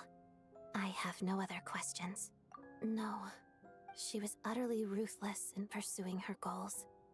That kind of person should be hard to miss. And yet, even though I never approved of her methods, and she was an abrasive person, the fact remains that I am indebted to her. Oh, she told you. I guess that makes sense. I think she and Rosaline were on pretty good terms. Yes. Rosaline wasn't the kind to gossip about this sort of thing. Not that it's any huge secret to me, though. When I was a child, I had to join the Fatui for the sake of my mother and me. I trained under Rosaline. It was extremely grueling, and it didn't exactly come naturally to me. All I could do was try to ignore the biting cold and practice. I was a newcomer who'd managed to make a good first impression on a harbinger. There was pressure to live up to her expectations, to be worthy of the fair lady's reputation. Every day was a struggle against the cold, pain, and fatigue. And most nights, I struggled to fall asleep. After enduring all that, I've become almost immune to the sensation of pain. I suppose that was the cost of survival. Surely, any child who had to experience that would grow to hate her lot in life, don't you think? So, I put an equal amount of effort into my ballet. Because in my young mind, that was the only way to defy my fate. It was my way of telling her, The Fatui's demands and your expectations of me are not what I wish for. One day, I will leave. I think she probably blamed my poor performance in training on my passion for ballet. She knew my heart wasn't in it. One time, when I was secretly practicing a dance at night, she suddenly showed up. I knew she was there to catch me red-handed. I told her, "You don't deserve to watch the dance I learned from my mother." She looked stunned. I guess she was surprised that I lashed out first, before she had the chance. But strangely enough, on that occasion, she wasn't fierce with me like she was during training. Instead, she fell silent for a moment, and then left. After that, she never interfered with my dancing or asked me how it was going. She never came to watch me dance again either. She was. But even now, whenever I take out this core Ignis, I can't help but think of that night. Of the look on her face. Sort of. Although gift might be too kind a term. This is her flame sealed within ice. A symbol of her favor, yes, but also her way of keeping an eye on people. She knew the location of every piece of core Ignis. If any recipient started acting suspiciously, she'd be on to them immediately. Trust her to make even a mark of approval feel suffocating. So, when news of Rosaline's death reached Snezhnaya, many people immediately crushed their core Ignis. It gave them a profound sense of relief. But I kept mine. With my sensitivity to pain being as dull as it is, the warmth from this core Ignis is one of the few things I can still feel clearly. I still wonder, did she really come to stop me that night? I wasn't sure, but I was scared, so I said some really awful things. I guess she didn't leave anything behind. Not that I expected her to. It's fine. It's just a bit of a shame that we couldn't settle our differences before the end. She did. Are you sure she was talking about this event? No, she didn't. I didn't even find out that she'd gone to Mondstadt until a while after she'd left. Wait, in that case... Okay, I will. Thanks for letting me know. There's something I'm trying to figure out. I'm beginning to suspect that Paimon's mystery illness is being caused by the energy research behind Project Stuja. Paimon's very important to me, so I have to get to the bottom of this. I figured that since you're Lelek, you might know something about all this. The ultimate goal of this energy experiment is to create a weapon for the final battle. The weapon's construction was completed in Nodcry. Now, all that remains is to arm it with a sufficiently powerful energy.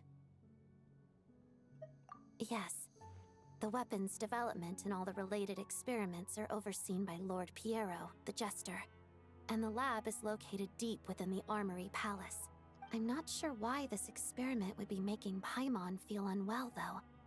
The best way to get to the bottom of it would be to go there in person. Once we get out of here, I'll help you apply for an entry permit. And I'm hardly the organization's proudest member, as you know. You answered my question about Rosaline. I want to do you a favor in return. It's that simple. Huh? What's wrong? Are you not feeling well? You two seem to be hitting it off. I thought you were sleeping. Of course I was. In the military, one learns to fall asleep quickly, even in the most inhospitable environments. It's vital to staying alert and energized. Why? Is something wrong? Even if he was awake, he can't have overheard us, right? Well, thank you both for keeping watch. Traveler, I'll take over for now. Sure.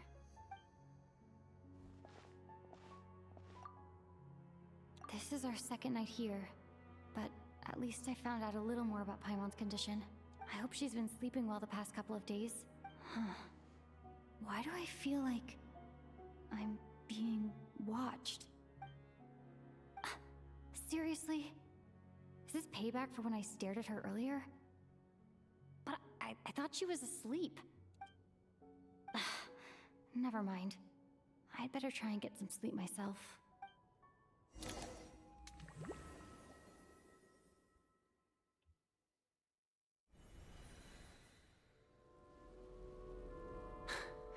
Hey, what are you spacing out for? Are you reaching your limit too? How long have we been walking for? Do you remember? Time's lost all meaning. Ever since we noticed that thing above our heads. A star key? Or key star? Anyway, the person who named it was swallowed by the black mist.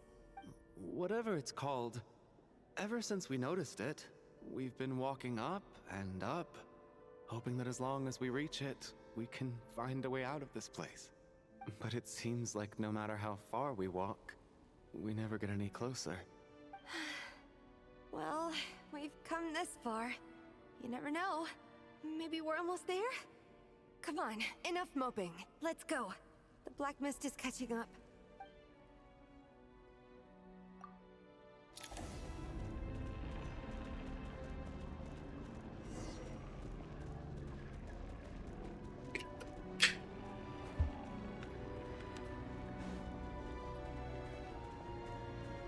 We got ourselves a straggler. Monsters! Watch out! Not again! I've lost count of how many times we run into them. Be careful. What the?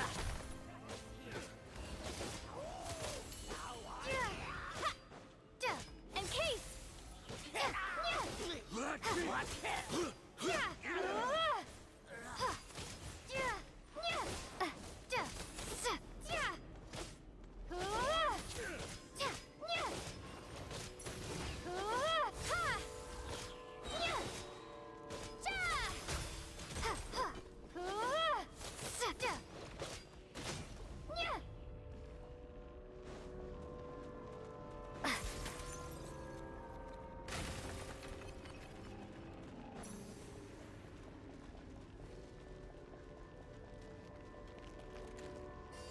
Here they come again! Get ready! You wanna fight? Let's go!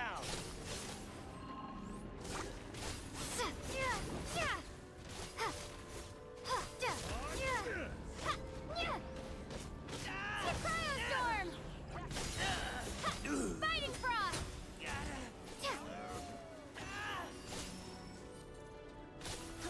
What the?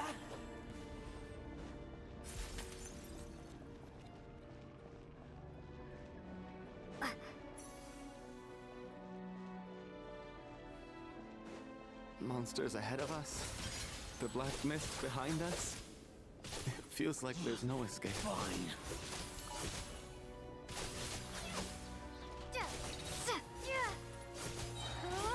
Condense! Shut up. Run faster. In case!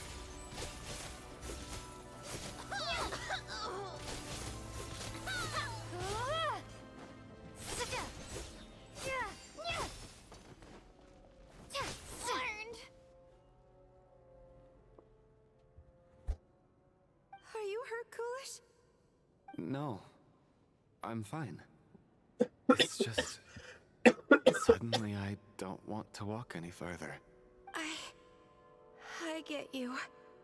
In fact, I reached my limit a long time ago. Sometimes it feels like there's hope where there shouldn't be. Yeah. The hope that the star gives us is the only thing keeping us going. But I'm not sure it's real at all. It may just be a collective illusion. Otherwise, why would it always be out of reach? We know you mean well, but you're only saying that to try and encourage us to keep going, aren't you? Thank you, friend. But enough is enough. Please, you're going to continue, aren't you? I admire that. I've given up, but I wish you the best.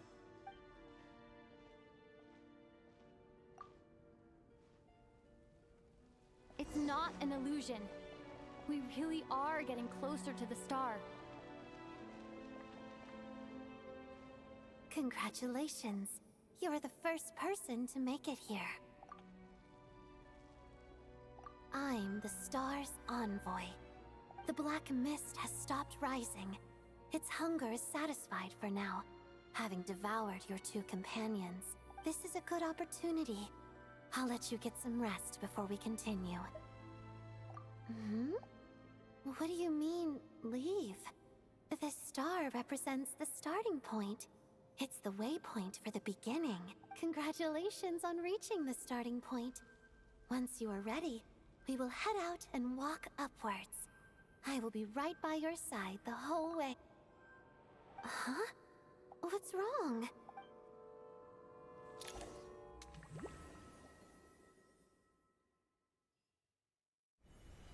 Rampana! Rampana! Is that Vodyanitsa's voice? Coolish, wake up! Please!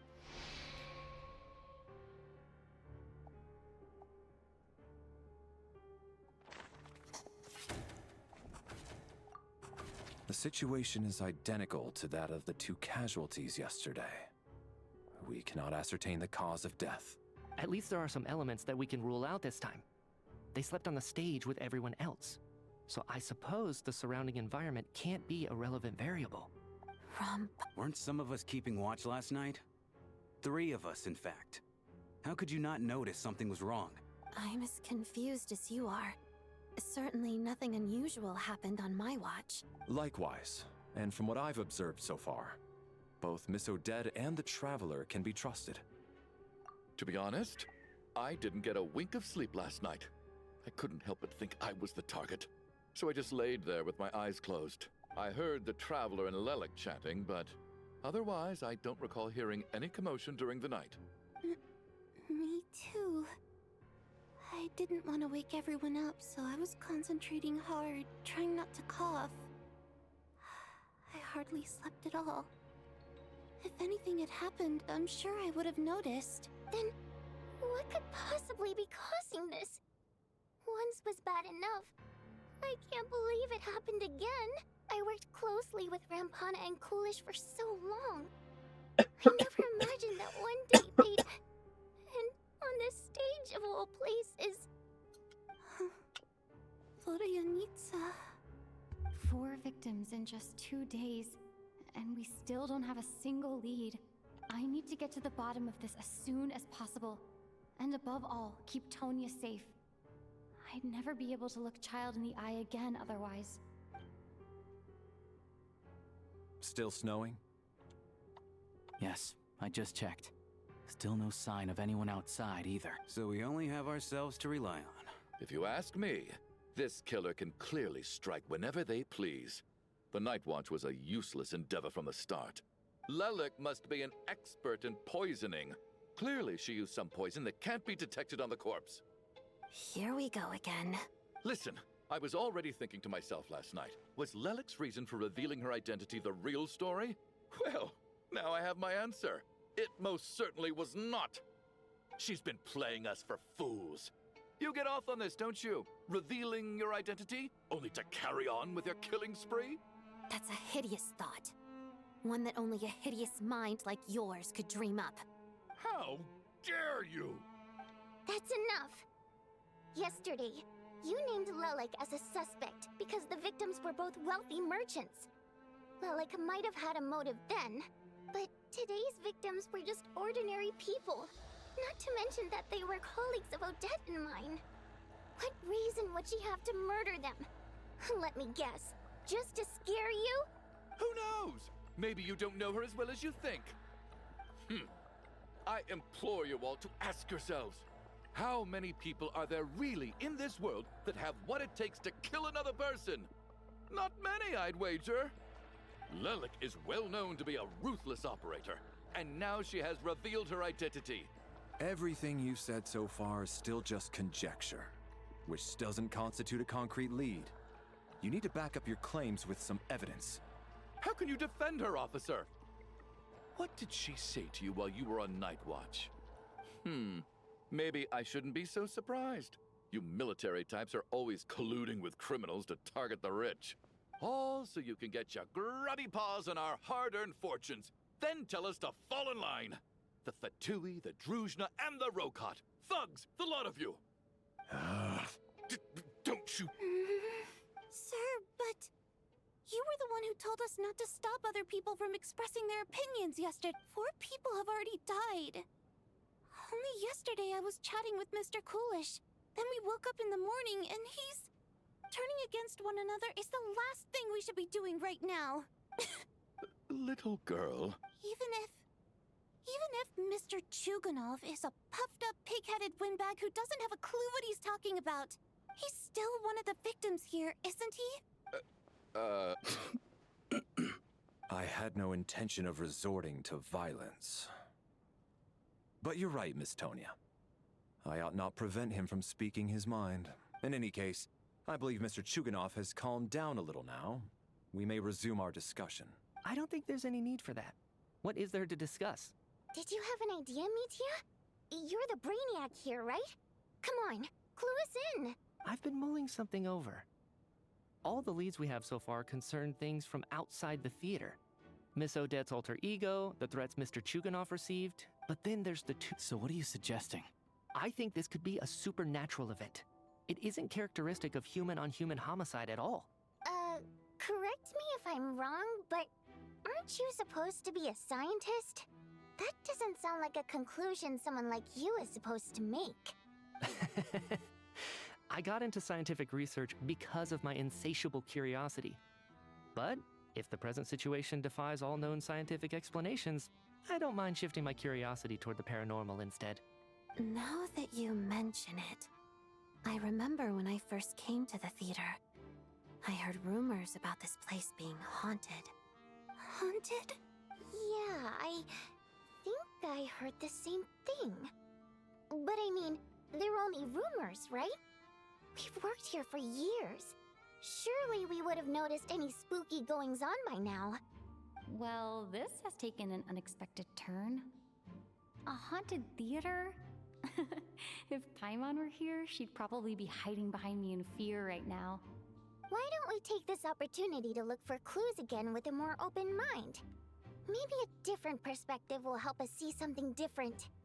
Very well. Whether it's criminals or ghosts we're looking for, the same rules apply. Everyone needs to tread carefully. I'll move the bodies into the same room for now.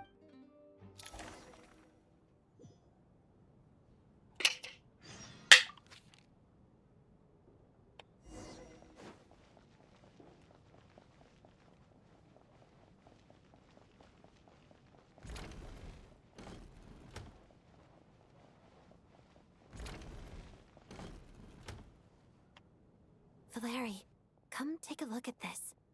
You too, Traveler. Some sort of notebook. What is it for? It's the on-duty logbook for the theater. Coolish was the main person to use it. He mostly used it to record any unusual incidents during a show, audience numbers, exit times, and so on. Yes, he'd always have this logbook with him when he checked tickets at the entrance. This should confirm a lot of key details about the recent show.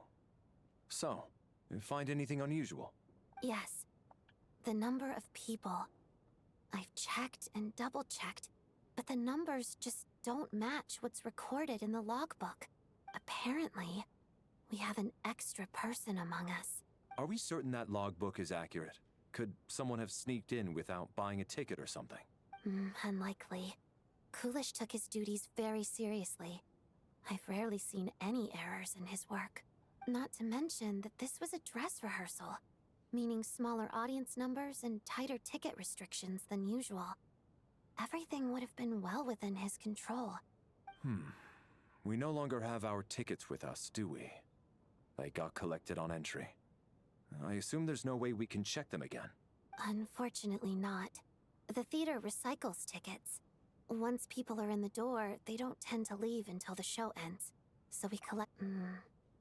Still, I'm inclined to believe that this discrepancy in the head count is significant somehow. Did an extra person just materialize out of thin air?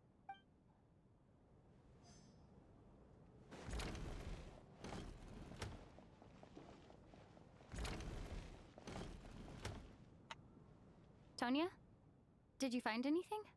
Not yet. Still looking. So... Are we supposed to be looking for something paranormal? I think I'd prefer teaming up with you than looking around on my own. This looks like somebody's notebook. Shall we read it together? Well, it doesn't look scary or anything. So I guess it should be fine. All right, let's read it together.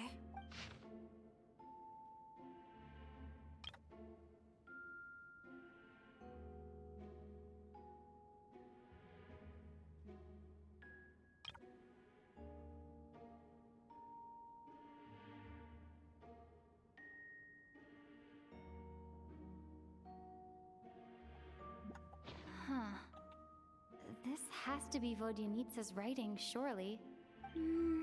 Maybe it's a little rude for us to peek at this. I feel like I just read someone's secret diary by accident. It sounds like she's writing this for her parents, right? I don't understand. Why put this stuff in a notebook instead of mailing it in a letter? Because her water imp parents belong to the aristocracy, who were driven out of Snezhnaya by the Tsaritsa long ago.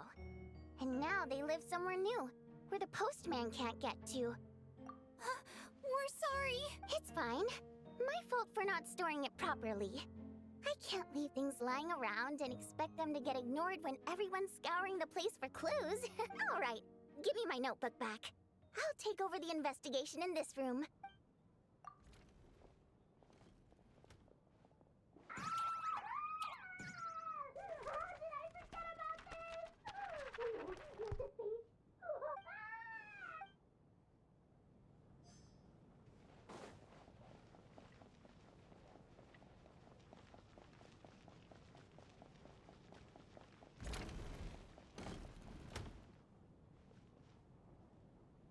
Ah, Traveler. Since you're here, come take a look at this. Alosha found it. We're both curious to hear your perspective. It appears to be an investigation report. And the focus of the investigation was the rumors of haunting we heard about earlier.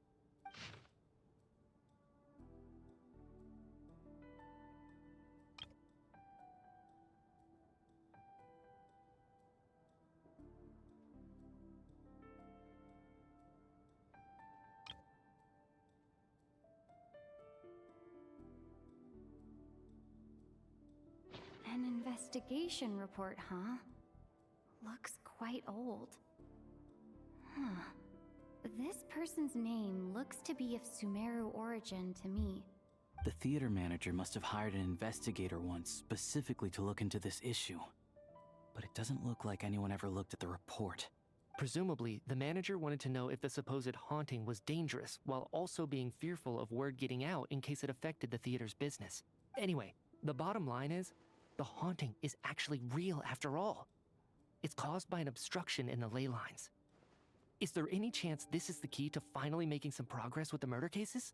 Ley line problems are pretty unexceptional to me by this point. And while it certainly offers an explanation for the ghosts, it's hard to imagine what connection it could have to these two murder cases. Some of the language that appears at the very end of the report caught my eye. Angel civilization, ley line renovation?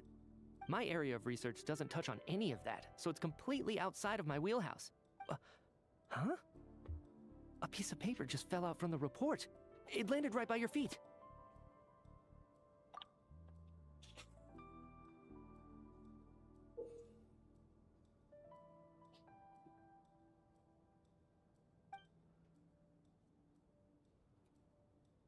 How unnerving. It was tucked inside the report, so it must be a note left by the author. Death is near. Is that supposed to be what's going on here? With us, in the theater? But if so, how did the author foresee it? Maybe things are more complicated than we thought. No, wait a second. if we take the report and the note at face value, they completely contradict one another. The report definitively concludes that the hauntings in the theater are harmless and cannot affect the real world. But the note seems to be warning of potential danger. The question is, what exactly does the note mean by death? The various ways we could interpret this keyword lead in completely different directions. Let's pause our analysis here for now. I think we need more information.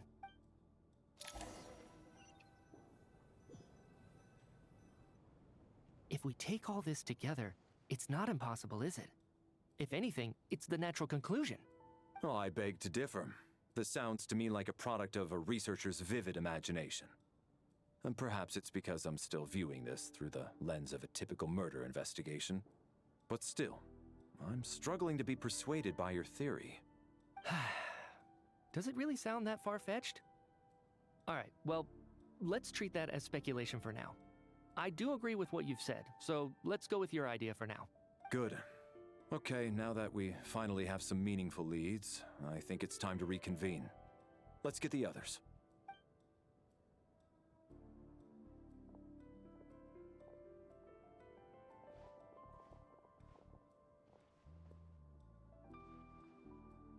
So, that's about everything we've discovered so far. I'll share my theory first. Based on what we've learned from the logbook, I believe the extra person among us is most likely the killer.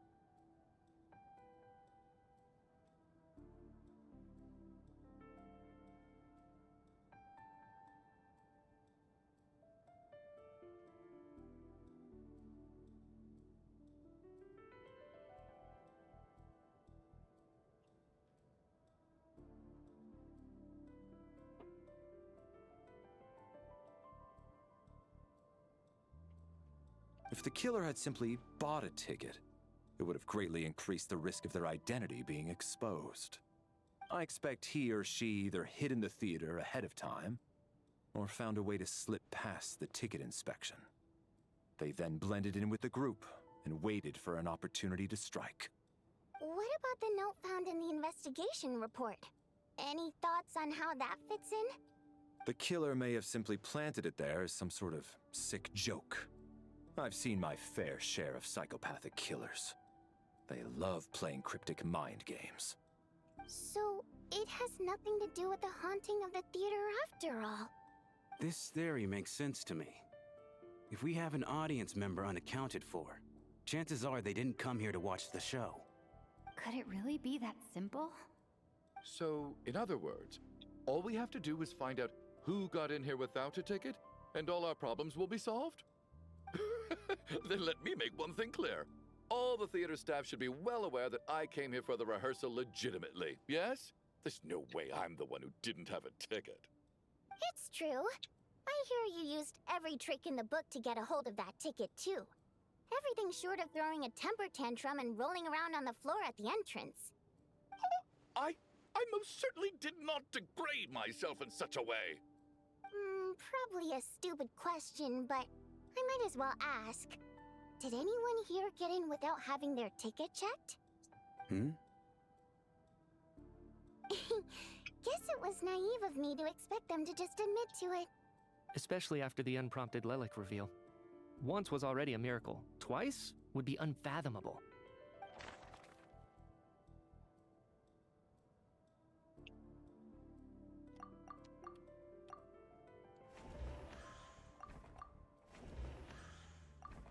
Sounds like Chuganov went to a lot of trouble to get his ticket because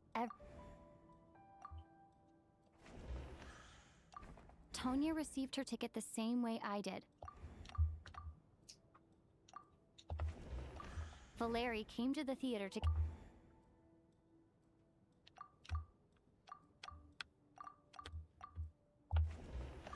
As things stand, the audience headcount doesn't...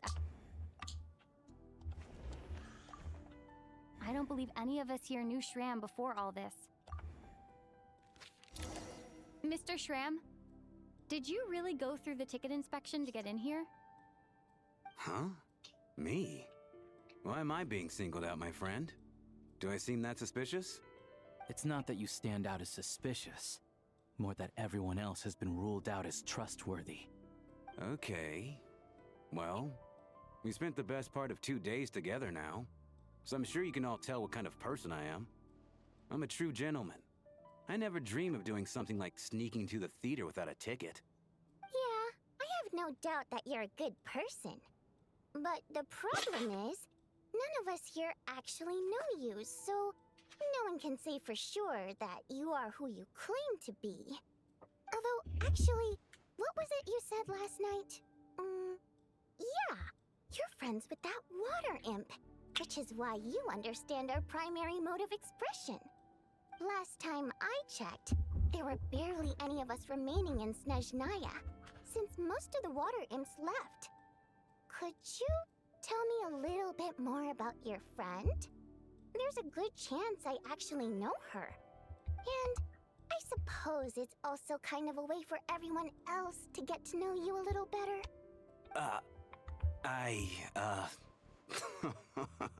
Good grief. Are you blushing? Pull yourself together, man. Stop giggling like a teenage boy. It's... Hey, revolting is a little strong. All right, fine. I'll admit it. That water imp friend of mine, the truth is, we're dating. I was just the bodyguard hired by our family. But the stars must have aligned, because sparks began to fly between me and their daughter. Never in my wildest dreams did I think I'd get so lucky. We don't need details. Just get to the point. Okay. I'm just a little hesitant to reveal her name, that's all. You know how it is. These are delicate times, even with me to protect her. If word gets out that she's dating a human, both the Fae and human factions will give her a hard time. Really? Wait, no. That can't be. Huh? Shram, what the devil are you talking about? Why is everyone looking at me like that? Surely you can understand where I'm coming from. Delicate times? Factions? Yes. You know, the Civil War. Last time I checked, the Fae and the humans were still at each other's throats. If I'm not mistaken, the last significant civil war in Snezhnaya history was over 400 years ago. when Her Majesty the Tsaritsa had just taken the throne and was consolidating her reign. What do you mean, 400 years ago? What's going on here? Is Shram from the past? All right, Mr. Mitya, you win this round. As far-fetched as it is, it appears that your theory may be correct. I'm just as amazed as you are. I didn't even believe it myself, to be honest. Is someone going to explain what's going on here? From the look on your face, you figured it out too, haven't you, Traveler?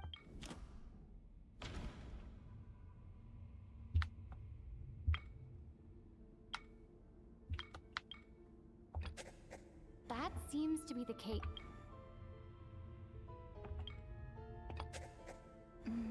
No.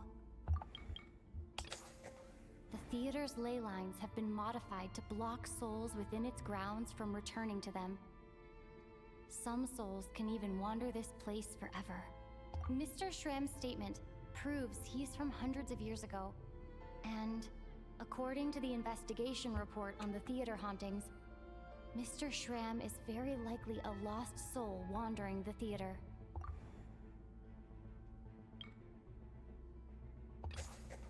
For some unknown reason, the soul that has been wandering the theater due to the leyline issues has joined our group and blended in.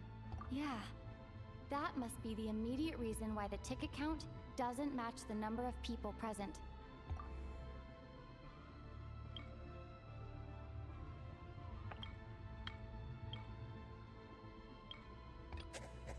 The death of those victims is an irrefutable fact.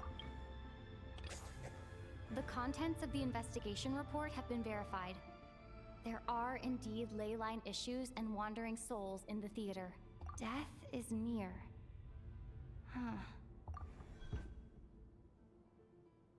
Yeah, the logic is clear now. The investigation report said that there would be souls stuck wandering around the theater because the ley lines were cut off. Mr. Shram must be one such soul who died in the theater a long time ago. In which case, that also makes him our extra person. So when the note said death is near, it must have been referring to death as in the deceased, people who died a long time ago. Someone who died a long time ago. In short, there's a dead person among us. The extra person we've been searching for is a ghost from the past. You mean I'm a ghost? No. Don't make jokes like that, my man. There must be some mistake. But even if I was dead, I know for a fact I didn't kill anyone these past 2 nights. Yeah, even if all that's true, the report also said the souls inside the theater can't affect reality, right? They're harmless. Then what if the problem isn't the souls at all, but the ley lines themselves? The ley lines have a powerful ability to attract and devour souls. Let's say that the ley lines are like a black hole, constantly seeking to engulf souls. But the souls that don't want to return are trying to avoid being sucked in. Why does this analogy sound so familiar? What happens when the black hole can't achieve its goal? I'm only speculating here, but what if it ended up swallowing innocent souls by mistake? Or intentionally taking other souls to compensate? That could explain why we weren't able to determine a cause of death. If you're right, and their souls were devoured by the ley lines, it does make some sense. It does seem to explain a lot of the things we couldn't make sense of. Does that mean it's true? Except there's no concrete evidence. Mitya is relying on a lot of logical leaps. Still, it seems like the best explanation we have under the All right, so how could Shram not know that he's dead? Seems a little unlikely that he hasn't noticed anything unusual even after— On the contrary, it's perfectly normal for a soul to wander the theater for centuries without questioning their existence or reason for being there. It's simply what's natural for them. You know what, Mr. Brainiac? I think you might actually be right after all. I'm trying to remember and— even though my head feels like it's going to explode, I think it's all coming back to me. I was the one who didn't want to remember my own death, so I forced myself to forget. Well, I'm sure those are painful memories. My lady and I snuck out to go on a date one day.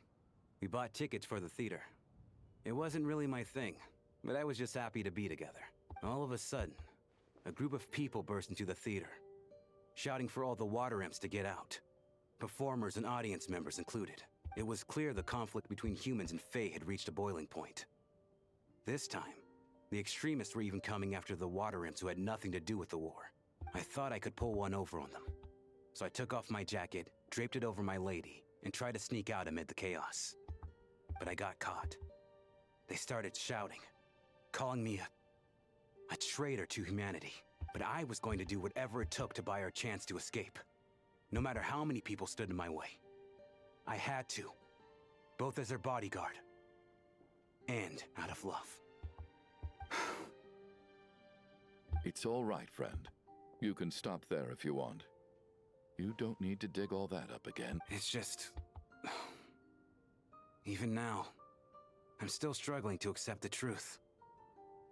How could I be dead? If I'd known I was a dead man walking, I wouldn't have dragged you down with me.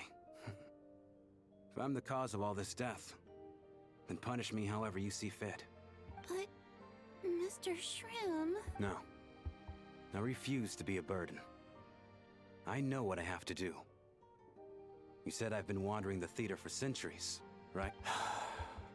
I guess it's high time I got a breath of fresh air. Out there, I mean. I'll leave this place, and take all this death with me. Mr. Schramm, I'm sure we can figure out a different course. My good sir, we both know I'm not supposed to be here. I should have accepted my death long ago. One way or another, this has to end. Unless you're saying this goes against another one of your military principles somehow. No. Let it go, man. Oh, wait. One last thing.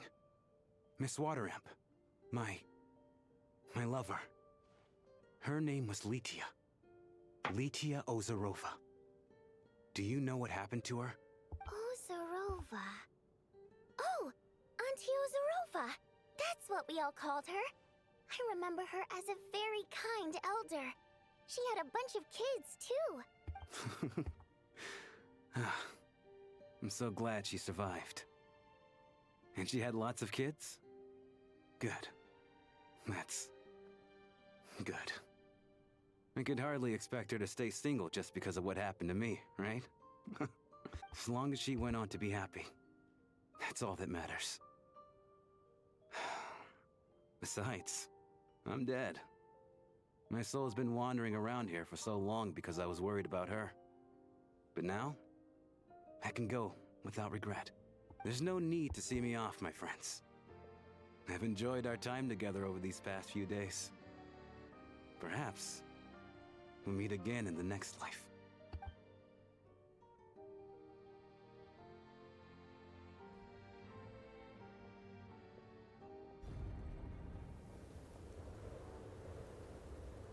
Take care, my man. I know Mr. Shrim was already dead, but... I still feel so sad.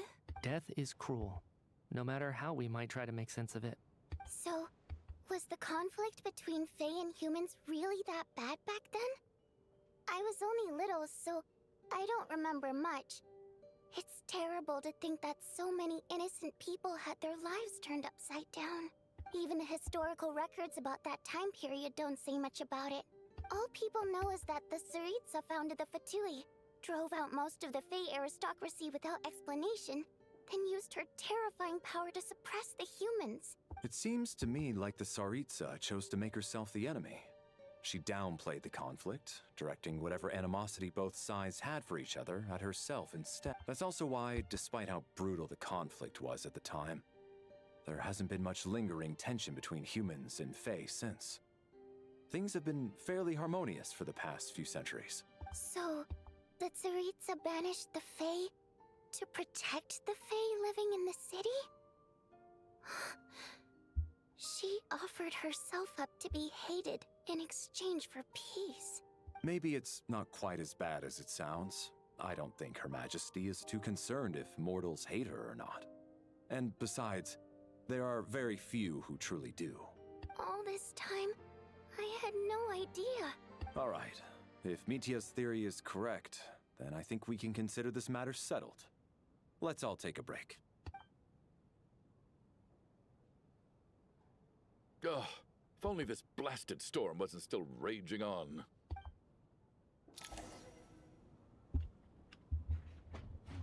Mal ziemlich lang im Haus.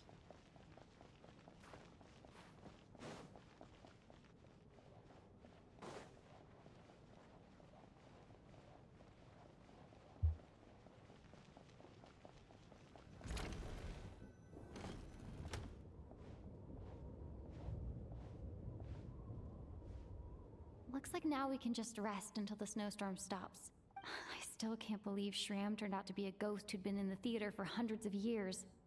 To think he was dead this whole time. What a strange turn of events. Knock, knock. Hmm? Knock, knock. You know the door isn't closed, right? You don't have to knock. Think of it as a signal then. When I'm entering someone else's room and I knock, I'm here as Odette. If I don't knock, it's Lelek. Thanks. So, why did you come to find me? Is there something I can help with? Vodyanitsa said you knew about my secret identity from the start. But when everyone was discussing who Lelek could be, you were worried that revealing what you knew would be unfair to me. So you kept it to yourself. Right? Yes. I'm extremely grateful for that. It's nothing. I mean, you didn't hold what happened to the Senora against me, so I should thank you for that as well. Actually, there's something else as well. I found myself in a situation similar to the one you were in when you helped conceal my identity. So I thought I'd come and ask you for advice. It's about before all of this. The last time I saw him, he was dead. As I'm sure you know, my goal as Lelek was to stop Project Stuja. Well, when I found out the tech lead for the experiment behind Project Stuja was Mitya, I immediately started planning to track him down and threaten him to back out. I often saw him around the theater, but I soon concluded that making my move there would risk exposing my identity. So I decided to infiltrate the Armory Palace and go directly to his lab. That way, the threat would be much more effective. Well, I suppose there was a bit of luck involved. But I am a Fatus, so I already had some familiarity with the building's layout. But when I finally made it to his lab, Mitya seemed to be dead. I checked his breathing and his pulse. He had no vital signs whatsoever. I'm certain of that. I thought maybe another anti-Project Stuja activist had beaten me to it, and chosen a much more brutal method. That's why you were so on guard around Mitya that first night here. Yes. When I saw him sitting in the audience during the performance, I could barely contain the shock. To me, it was a miracle. Somehow, he'd come back from the dead. But then, the murders started happening and things got so complicated that it wasn't really at the front of my mind. That is, until Mitya himself said there must be a dead person among us. Then, I couldn't ignore it any longer. And yet, you thought that bringing it up right away would single Mitya out. Just like when everyone was suspecting Lelek. Exactly. I thought there could be something I was missing. Besides, we soon figured out that Mr. Shram was a ghost. And we knew there was only one extra person. So we thought he had to be the one. But now it seems like there's another candidate. I understand why you kept it to yourself. There was so much information being thrown around during that discussion. Bringing up Mitya would have just introduced more confusion. So, what do you think we should do? Let me confirm one thing first. When was it that you found Mitya dead? Around a week ago. A week ago? That's earlier than I thought. I saw him just a few days ago at a restaurant. That definitely would have been after you found him dead. He seemed completely normal to me. Chatting with Vodyanitsa, trying to avoid Valeri. So he was definitely alive on that day. Huh. Well, all I can say is I know what I saw. Here's a thought. The reason we even suspected a dead person could be among us was because of the problem with the theater's ley lines. But Mitya's death happened inside the Armory Palace. The ley line issue affecting the theater shouldn't reach that far. You're right. I guess he doesn't fit the profile of the person we were searching for. I think the chances of it being him are very low. Surely he can't have died for real in the Armory Palace. Unless... Unless what? Unless he really did come back from the dead. You're right. Do you think we need to disclose this to the others? Huh, what's this? A private meet and greet? Where do I line up? That's not what's going on here. Well, I was just making the rounds. Thought I'd try to lighten the mood a bit. Vodyanitsa's handing out food if you're hungry.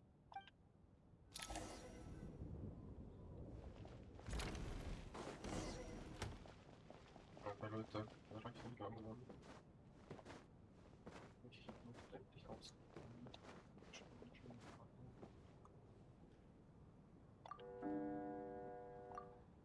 What is going on with this storm? Could it be connected to that monster that just arrived in Snezhnaya? I almost hope it is. Her Majesty the Tsaritsa left to vanquish that beast herself. We just need to wait for her triumphant return. Do you think people still feel the cold after they die? I'm wondering about Shram. Oh, maybe we should have given him a coat before he went out there. Death itself is cold, isn't it? I'm sure the storm will embrace him. Well, I hope he has a safe journey. I'm going to miss him, I think. It's not like we can blame him for Rampana and Kulish's death. Thinking back on it, we barely made it out alive ourselves. Once we get out of here, how are we going to explain what happened to their families?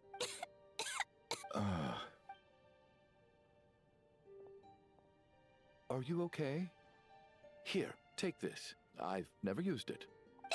Look who's Mr. Nice Guy all of a sudden.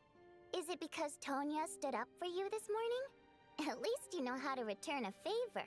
Yeah, without Tonya, who knows how badly he would have been hurt. I told you already, I never intended to resort to violence. Duh, bunch of rascals. Little girl? I was rather surprised when you spoke up for me this morning. I didn't think I had many admirers here, so, thank you. Oh, no need to thank me. I said some bad stuff about you too. I've been, too embarrassed to admit it, but, you remind me a lot of my daughter. So kind to everyone, but never lets her old man off the hook. Unless my wife and I are having a fight, then she's always on my side, especially when she was little. Every time I took her out... All right, easy now. I don't know. It's probably been a while. Are you taking anything for it? Yeah. I'll be fine once I see my brother.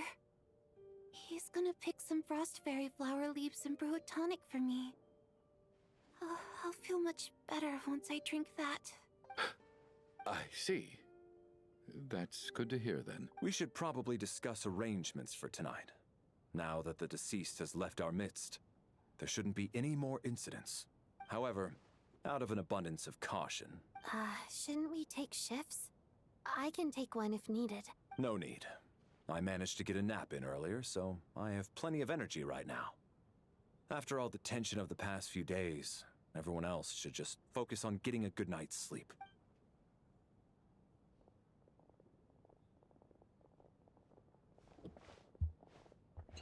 What a long day. This whole situation turned out to be way more complicated than I expected. But Valeri's right. I should just try to calm down and get some rest. The last thing I want is to give myself nightmares.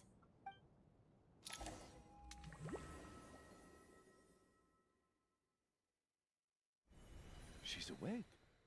She's awake! Get over here, you big lug, and take a... If you must call me something, call me Mr. Door. Are you all right? Can you walk? We just got attacked by monsters on our way up. He just seemed to come out of nowhere. Not much of a talker, but when it comes to taking down monsters, that man doesn't hold back. Curses! The black mist is catching up to us. Mr. Door, I don't believe I've ever seen you around here before. Why is that? There's no need to try to get to know me. I'm just Mr. Door. I have to find the door. Mr. Door! Looking for trouble. Get rid of them! I can just push these ones off. Oh, well, anyway, we're lucky to have you here. Thanks for saving us earlier. No need to thank me. This is where my duty lies. What the?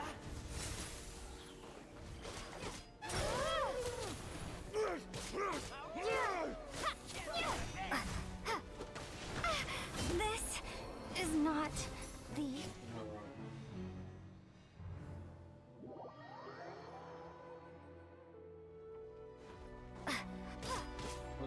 Looking for trouble? Ready to take Maybe I wasn't meant for this world.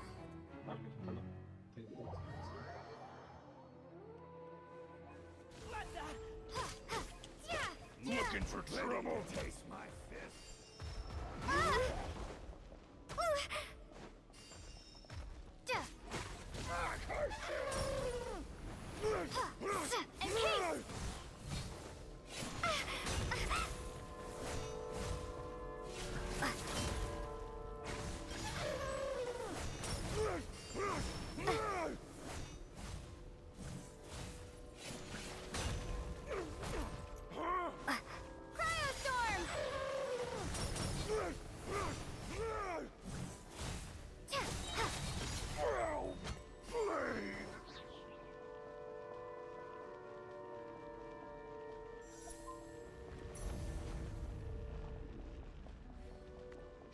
So we're doing this the hard way. Fighting Frost!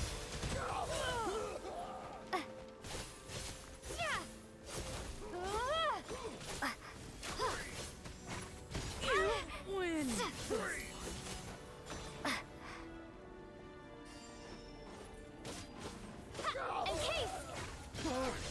Remarkable work, Mr. Door. If I had your muscles, I'd do the same.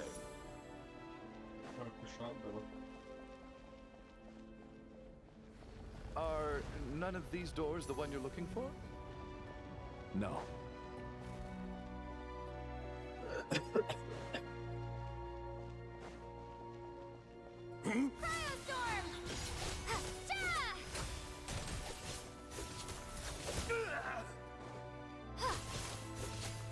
My command.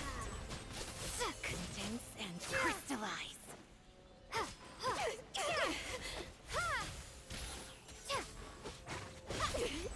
Impossible.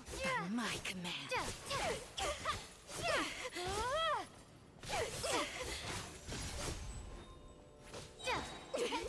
Impossible. Cryostorm.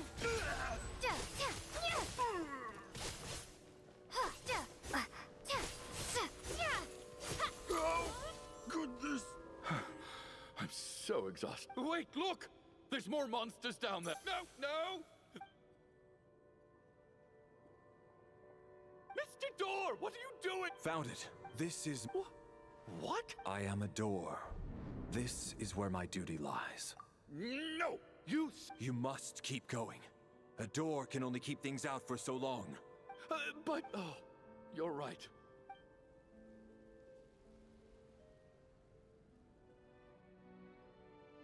The black mist isn't moving anymore. I didn't just imagine all that, did I?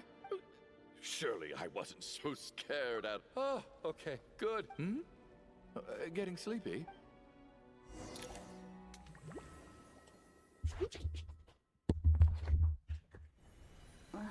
What time is it? Is it morning? I think I had a nightmare. Oh, I guess everyone's still asleep. These past 2 days have been exhausting. Valeri's keeping watch though, so he's probably the only one awake. Valeri?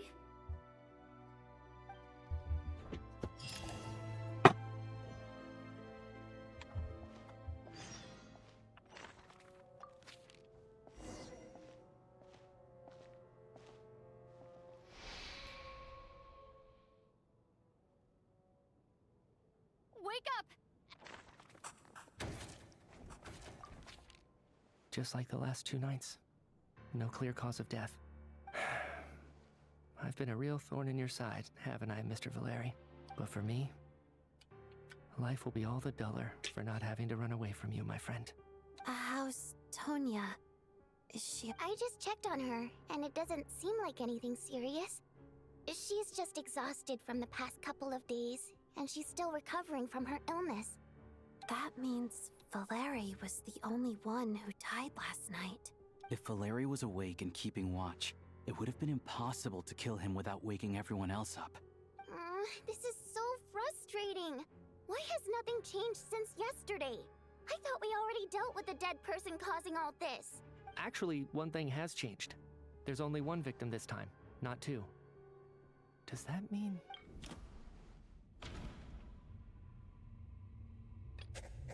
No similar cases have ever been...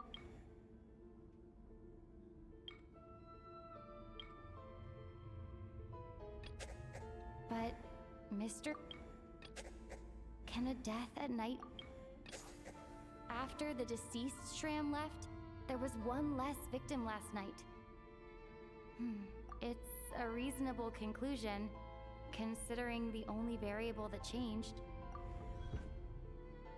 Oh, the number of people who die each night is equivalent to the number of dead among us. That's your theory, right? Exactly. We identified Mr. Shram, and the night after he left, the death toll dropped from 2 to 1. By that logic, there must be 1 more dead person left among us. Another one? But there was only 1 person unaccounted for in the ticket checks, right? Having an extra person was definitely a cause for alarm, but being 1 person short isn't nearly as unusual. Someone could have left in the middle of the show. 1 more dead person among us. If Mitya's theory is right, then what Odette told me seems a lot more relevant. It's just, at the time, we had no reason to think there was more than 1 dead person. If only we'd taken it more seriously as a possibility, maybe this could have been avoided. I'm sorry. This is my fault. I had information that could have been helpful, but I held back. I'm partly to blame as well. I was too quick to dismiss Odette's concerns. What is this about? What have you 2 been getting up to behind my back? Sounds like there's some big news you've been keeping from the rest of us. Well, we're all ears.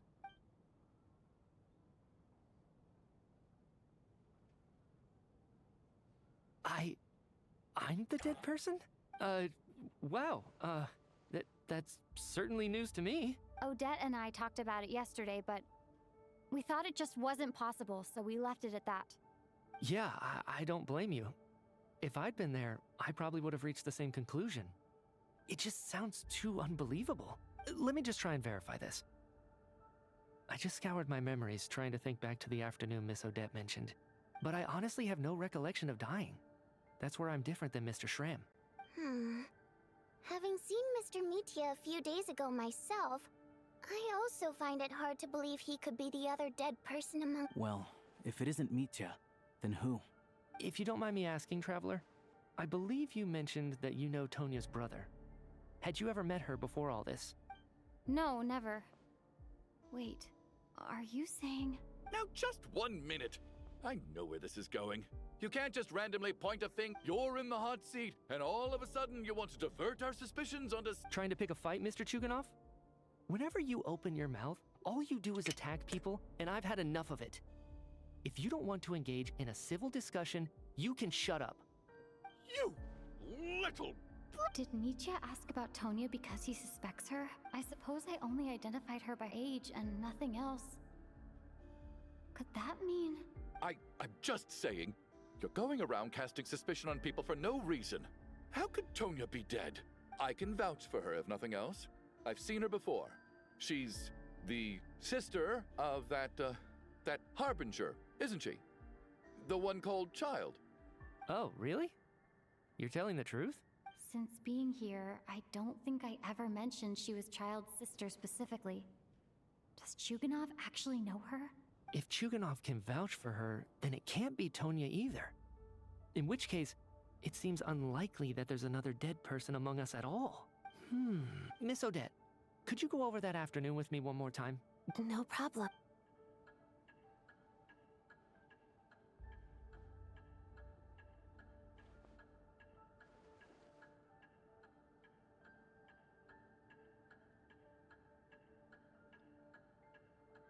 Huh.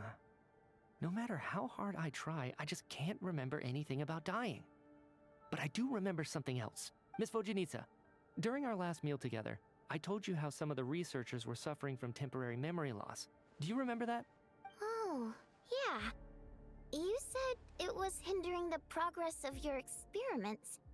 You thought they were just under too much stress or something. Right. And even though I don't remember dying that day, I'm pretty sure I experienced something like amnesia. Some of my memories from that afternoon are missing.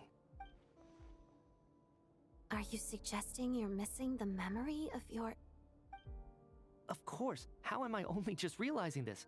Humans aren't necessarily aware of their own death. You mean being silently assassinated, or dying in your sleep? Situations like that? The researcher's amnesia. Suddenly it all makes sense. I must thank you, Odette. I think your perspective just helped me reach a breakthrough on a series of issues that have been troubling me for quite some time. All right. It's decided then. I'll be the one to leave today. Oh, leave? Hey, wait a minute. Aren't you rushing into this? What if you're wrong? You'll pay with your life. Come on, kid. Aren't you gonna fight for your life? This seems like a rash decision. I have other reasons beyond what's been discussed. In fact, thinking back, I remember during Miss Odette's performance, while I was sitting in the audience stalls, a brilliant new idea for my research popped into my mind. But then, my train of thought suddenly got cut off. I can't remember it now at all, and I didn't take any notes. I guess that must be another instance of temporary amnesia. No. Hold on. I see where you're going with this. You're suggesting that each instance of temporary amnesia is a death, right? There's a glaringly obvious flaw in that idea, no? How can one person die so many times? I believe Miss Odette's account. During the period where my memory is blank, I must have been either dead or in a similar state. All it would take is for the same thing to happen in the theater, and I would come under the effect of the ley lines in this vicinity. This increases the likelihood of me being the deceased, does it not? There's no evidence to suggest that anyone other than me is a candidate for the deceased. So allow me, as a scientist, to treat this as an experiment. Please relax, everyone. I don't think things are as bad as they may seem. If I really am the deceased, then to leave the theater will be a relief for me. If, on the other hand, I'm still alive right now, well, apparently you've all witnessed my resurrection recently anyway. Who's to say I won't return from the dead again this time? Mitya's right. This is the only thing we can try right now. I think he's deliberately downplaying the gravity of the situation, though. What is a scientist if not someone who gambles on experiment after experiment in an attempt to obtain the truth? With this snowstorm, the ley line phenomenon, ghosts of the dead, and my amnesia, we've been paralyzed by not knowing and powerless to do anything about it. It's a terrible feeling. But if I do get resurrected, you can be sure that I'll come back with the truth of all this. Just you wait.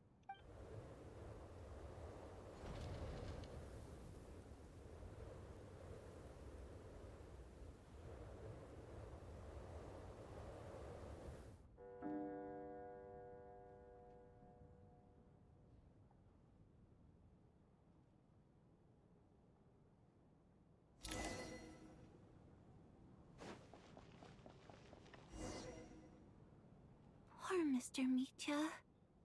I didn't even get to see him one last... Maybe it's a good thing that you weren't there to see it. It was a hard thing to watch. I hate goodbyes. Why does it feel like everyone around me is slowly disappearing? Not just in here, I mean. Maybe it's the realization that, at the end of life, everyone has to face it alone. Come to think of it, the main reason we're still alive right now is pure luck. Each morning here, for every one of us, there's the chance that we might not wake up. You could take it a step further and say that the same is true outside, too. Who can never be 100% sure when they drift off to sleep? If I make it out of here, I'm going to cherish every moment that I'm awake. Without regrets? I feel like a strange sense of anxiety has been quietly growing inside me over the last 2 days. Are you okay? You look really glum. If something's bugging you, let's talk about it. There's only a few of us left here now. After everything we've been through, what's the point in keeping things bottled up? I have a travel companion named Paimon. Alosha and Odette have met her before. She's been feeling unwell recently. You're worried about her, aren't you? That makes sense. We've been trapped in here for days. To be honest, I used to feel like I was just a spectator in this world, watching everything that happens from the sidelines. Maybe it's because I'm a descender? A descender? But with Paimon by my side, over time, I slowly felt my connection to this world growing stronger.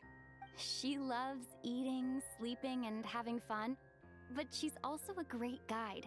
It's her authenticity that makes this whole world feel more real for me. Over the last few days that we've been apart, I've often caught myself wondering, what would Paimon say if she were here right now? But by the time I snap out of it, the conversation has already moved on, and I'm still in my own little world. I'm trying to overcome this sense of detachment, but I really miss Paimon.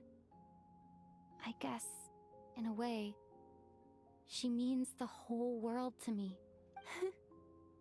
I bet she misses you when you're not there as well.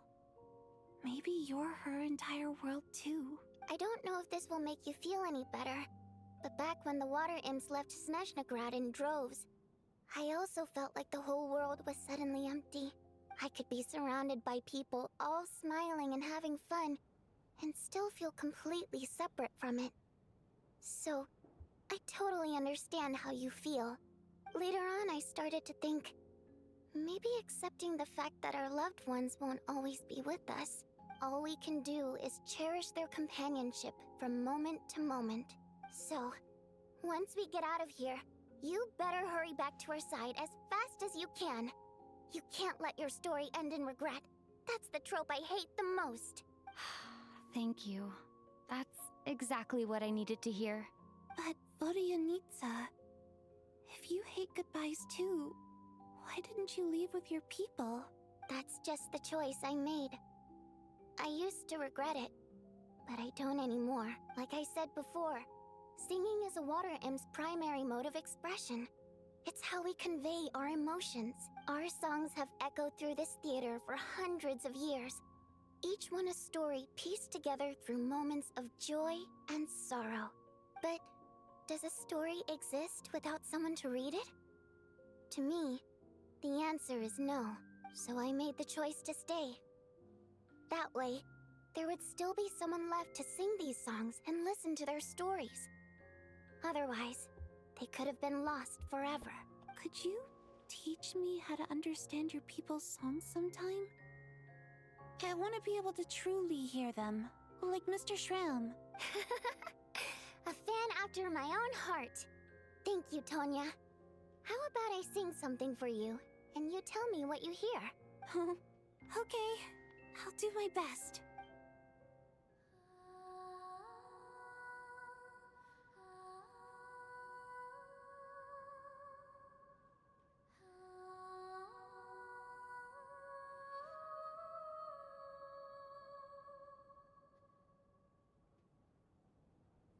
I've never heard that one before. I feel like I can hear a sense of longing somehow.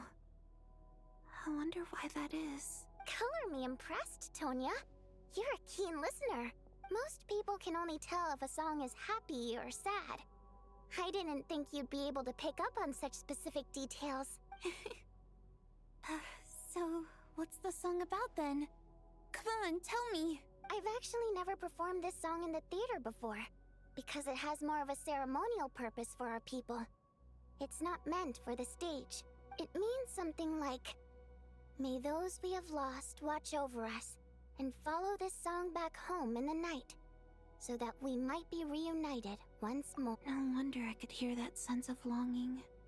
You sing it for loved ones who have passed away. I hope it reaches them. It's getting late, Tonya, and you're not well. We should all turn in early. I suppose there's no reason to keep watch tonight. Okay, but Before I go to bed, could you sing that song a couple more times for me, Vodyanitsa? Of course. Anything for my #1 fan.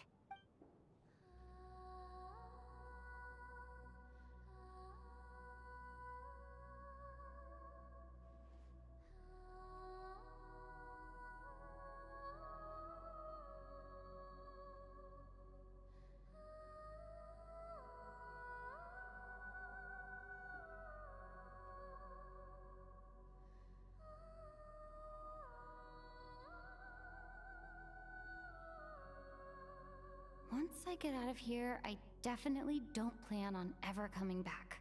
But I guess that means I'll never get to hear Vodyanitsa sing again. That's a sad thought. Before I fall asleep, I should cherish this moment of companionship while it lasts.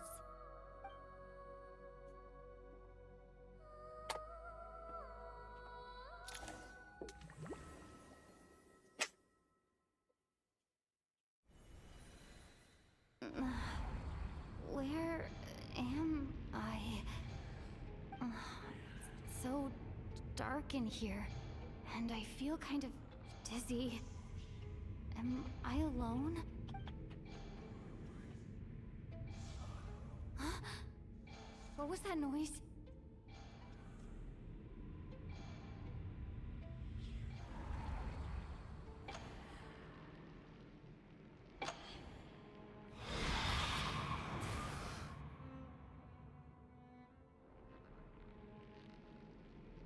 Return, O spirits. Fulfill your oath of protection.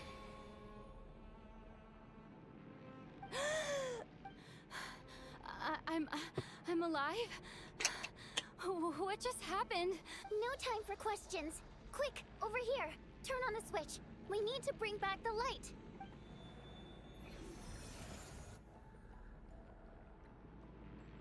All right, we're safe. The spirit just now is called Night Prayer. The light subdues her, but she'll attack without a second thought in the dark. Sort of. I know it's hard, but you can't let this place go dark, or she'll kill you again. Yep. Luckily, I was here to resurrect you. Otherwise, that'd have been a real bummer. A bit more than a bummer, I'd say. Wait, so you have the ability to resurrect people? Sure I do. I'm your guardian spirit after all. I specialize in soul recall. Oh, it's nice to meet you, by the way. Thanks. Alright, there's no time to waste. The black mist is already catching up. We need to avoid it at Night Prayer at all costs. We need to reach the next switch before the place gets too dark. If we bring the light back, Night Prayer won't be able to get to us. Sweet, sweet light! It's back! Shh! It's Night Prayer. We need to move quick, but don't let her notice you.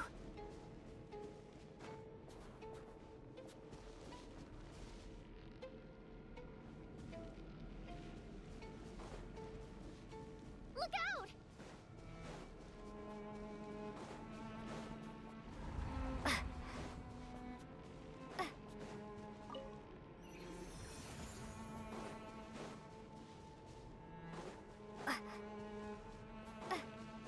The next switch is over there.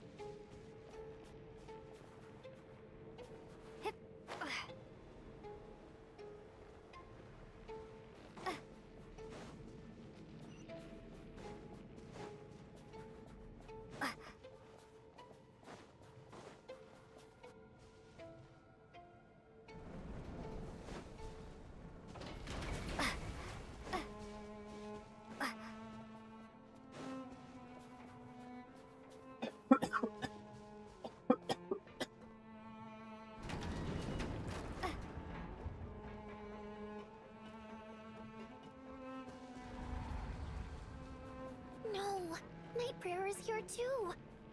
This can't be the only path. Let's head up there and take a look. The switch is just up ahead. Hurry!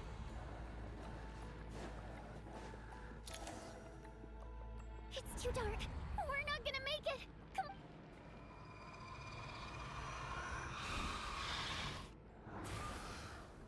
Traveler! I won't let you die like this. Not on my watch.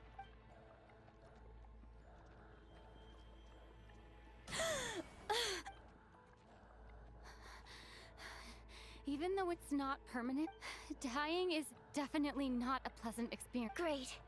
You're back. Yeah. Time for you to get out of here. What about you? I can't. I've already been used up. A guardian spirit's skills are finite. I can only resurrect someone so many times. I might not look any different, but my essence has been exhausted. I can go no further. The Black Mist is where I belong. Why didn't you tell me sooner? Because it wouldn't have changed anything. That knowledge would have just burdened you. Go. Now, before it's too late.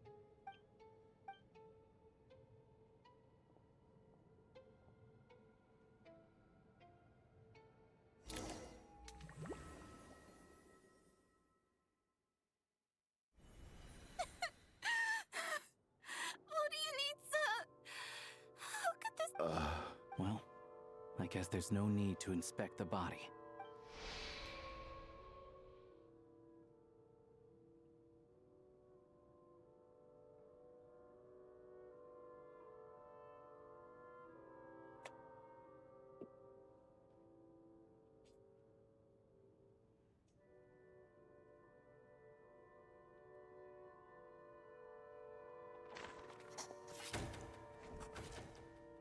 This wasn't supposed to happen.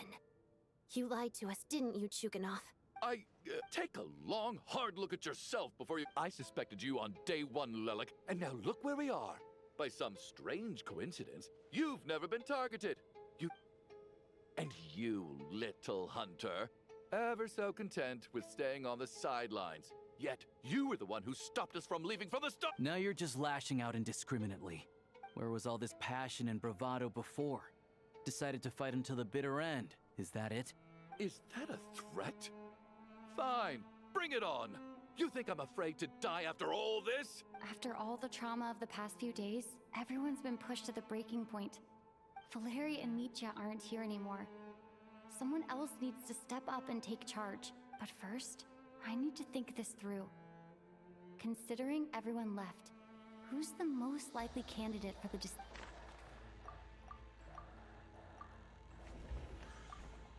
Of those who remain, the only person we've never people are easily misled by first impressions. But Mr. Chuganov vouched for Tonya's identity.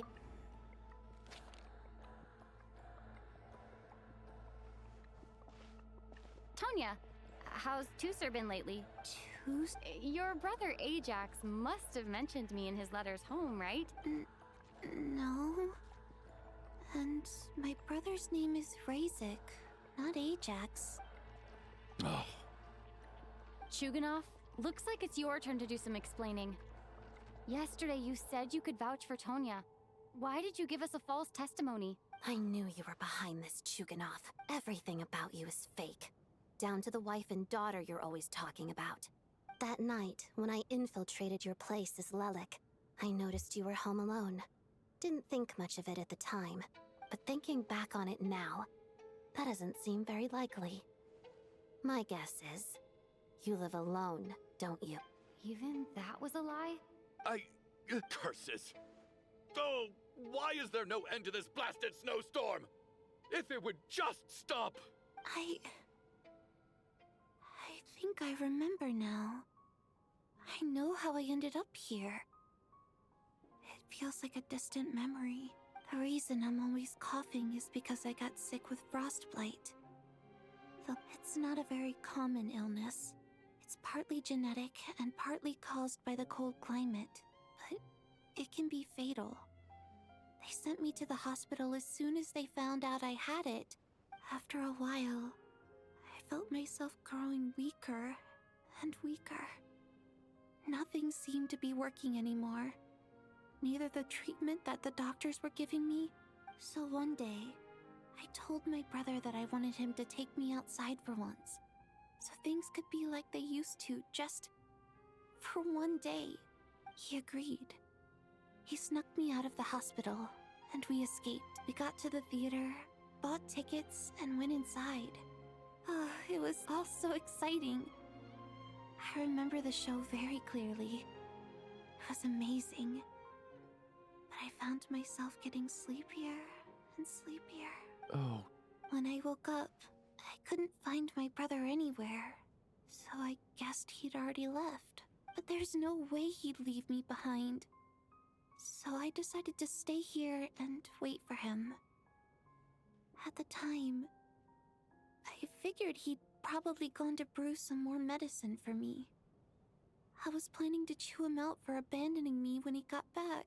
Tonya, it sounds like by then... Yeah, I know. I understand now. Dead, aren't I? After all of that, it turns out I can't blame my brother after all. I was the one who abandoned him. I'm sorry, everyone. I realized this much too late. It seems like death skewed my perception. And now I've dragged you all into this mess. Your name probably isn't even Tonya, is it? Didn't that ever strike you as odd over the Well, when I was little, my brother and I read a storybook, and Tonya is the name of one of the characters. When we escaped from the hospital, our family and the hospital security were looking everywhere for us. So when you first approached me and said my brother had sent you, and called me Tonya, I thought he must have chosen a fake name that only the two of us would know. Because he was afraid of getting caught. No. It seems like that was just wishful thinking. At least your memory of death isn't painful. That is a small comfort. Now it's your turn, Chuganov. Talk to us. I believe no lie is ever told without a reason. You're right. I was lying. I happen to know that the Harbinger child and his sister Tonya managed to get tickets, so I lied to you and pretended I knew them. And yes, I was lying about my family too. The truth of the matter is, I lost them a long time ago. I just refused to accept reality. And now I've spent the second half of my life living a lie. I'm a joke. My daughter's name was Iskra. And before you ask, yes, Iskra, as in Iskra Manufacturing Plant. She also died from the snow cough. She was just 6 years old. If she were still alive today, she'd be around the same age as little Tonya here after Iskra passed. My wife couldn't bear to face those memories either. So she chose to start a new life without me. One day when I came home from work and saw the empty room, I felt like I couldn't breathe. Subconsciously, I started to imagine that they were still there. I soon discovered that this was the only thing that made me feel any better, so I just embraced the delusion. Nothing more than a pathetic means of escapism, I know. But at least it's not a crime. So explain your false testimony then. The night before last, when I was chatting with Tonya, she mentioned that her brother would brew medicine for her from frost fairy flower leaves. Combined with her various symptoms, I suddenly understood everything, including the fact that she was deceased. The snow cough used to be an incurable illness. I would pick frost fairy flower leaves to brew medicine for Iskra too. But the year after my daughter passed away, the jester of the Fatui announced that a cure for frost blight, also known as the snow cough, had finally been developed.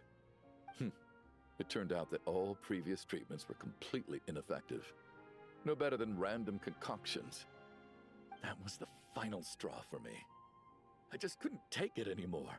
Just one more year. One more year, and everything would have been okay.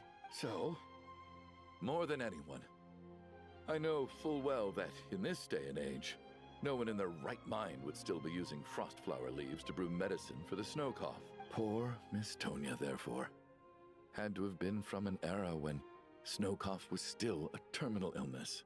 So, you projected your daughter onto her? Even though you knew she was one of the dead? That doesn't make any sense. You knew she was already dead. What did you hope to achieve by— I just don't believe in your crackpot theories. How can you just declare a living person dead and throw them out into that snowstorm? Nitia's gone. My good buddy Shram's gone. And now it's Tonya's turn, isn't it? The others I can make my peace with. But little Miss Tonya, here she is. I just want her to live.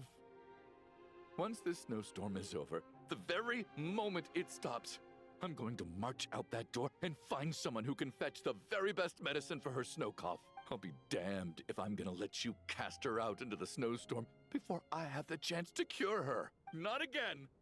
Not this time.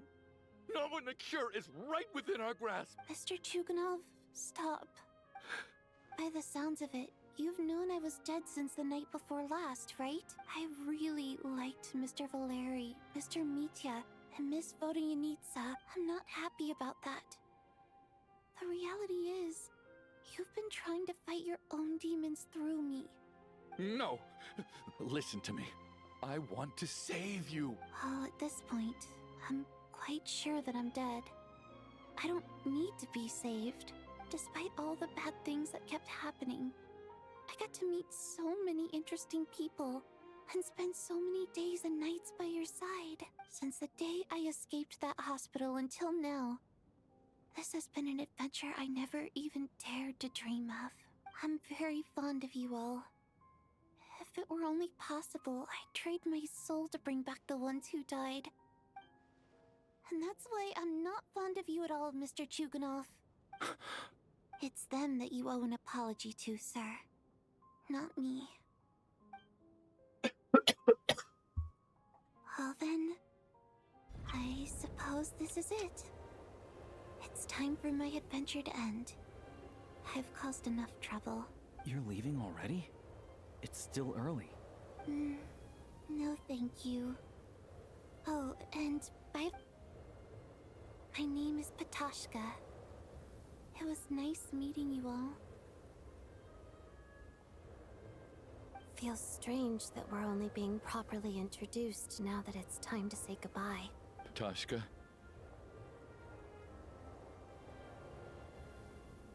What are you doing, Chuganov? Are you crazy? Let me leave. I can't keep lying to myself anymore. In your dreams. Don't think you're getting off that easy when you had a hand in the deaths of so many people. The Fatui have honed quite an array of enhanced interrogation techniques since they were founded. Once we're out of here, Lelik will personally give you a taste of every last one.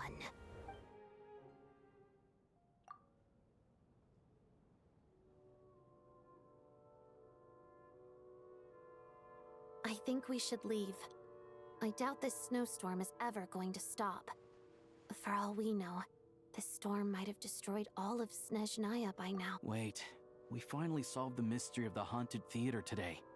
Maybe let's at least try to enjoy tonight? Fair enough.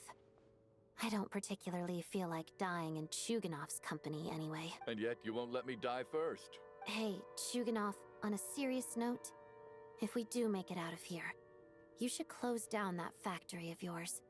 A lot of people are freezing thanks to you. Is this really the time to be discussing my factory? All right, fine. I'll shut it down. Doesn't matter to me anymore. Am I hearing things? Or was that a knock at the door? There it is again. But I don't understand. Should we open the door? Is this it? If the last few days are anything to go by, whatever lies beyond that door at this moment, it could be something even more terrifying than everything we've been through so far.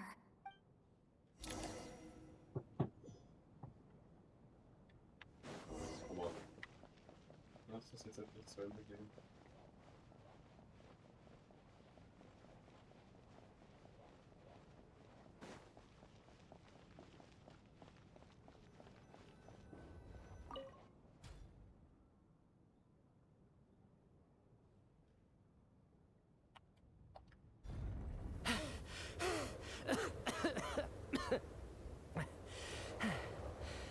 Hey everyone, I'm back.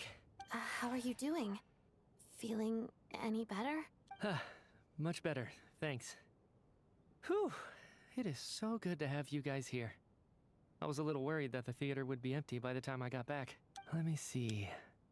Tonya and Vodyanitsa are missing, which means Vodyanitsa died last night. And then you discovered that Tonya was the other dead person. Am I right? Not Tonya. Petashka. First, tell us how you made it back here. Given the conditions outside, no one should be able to return alive. You're right. The thing that got me back safely was a song. I heard someone singing. After walking into the snowstorm, my mind grew hazy. I don't know how long I walked through the storm before my mind completely slipped away. Then, suddenly, I heard the sound of singing.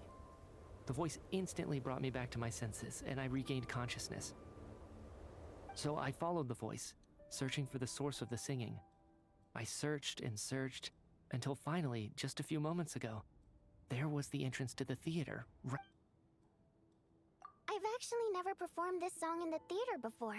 It means something like, "May those we have lost watch over us." That must have been Vodyanitsa's Requiem. Who knew it actually worked? That song is meant to guide the souls of the dead. Mitya, that must mean that you... Huh. No kidding. Huh, seemed like I guessed right then. This is what I've been so desperate to tell you about. When I first stepped out of the theater, I was still quite lucid. My memory of it is still pretty intact. I remember the outside world being completely different than what I'd expected. It was like this was a world where only the snowstorm existed. There wasn't a trace of any humans or buildings ever having been there. I don't know how else to describe it, except to say that it just didn't seem like the real world.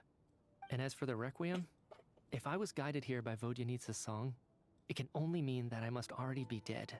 And this is my soul, not my body. But I didn't experience a clear moment of death while I was out there. Nor do I feel any different now than before I walked into the snowstorm. You don't seem any different to me either. In fact, this is something I've been wondering about for a while now. If souls aren't physical, shouldn't they lack tangible form? Both Shram and Petashka were clearly deceased, and yet their souls didn't look or feel like ghosts at all. They were visible, tangible, no different than you or me. This raises a truly terrible thought. Is that really what Mitya is suggesting?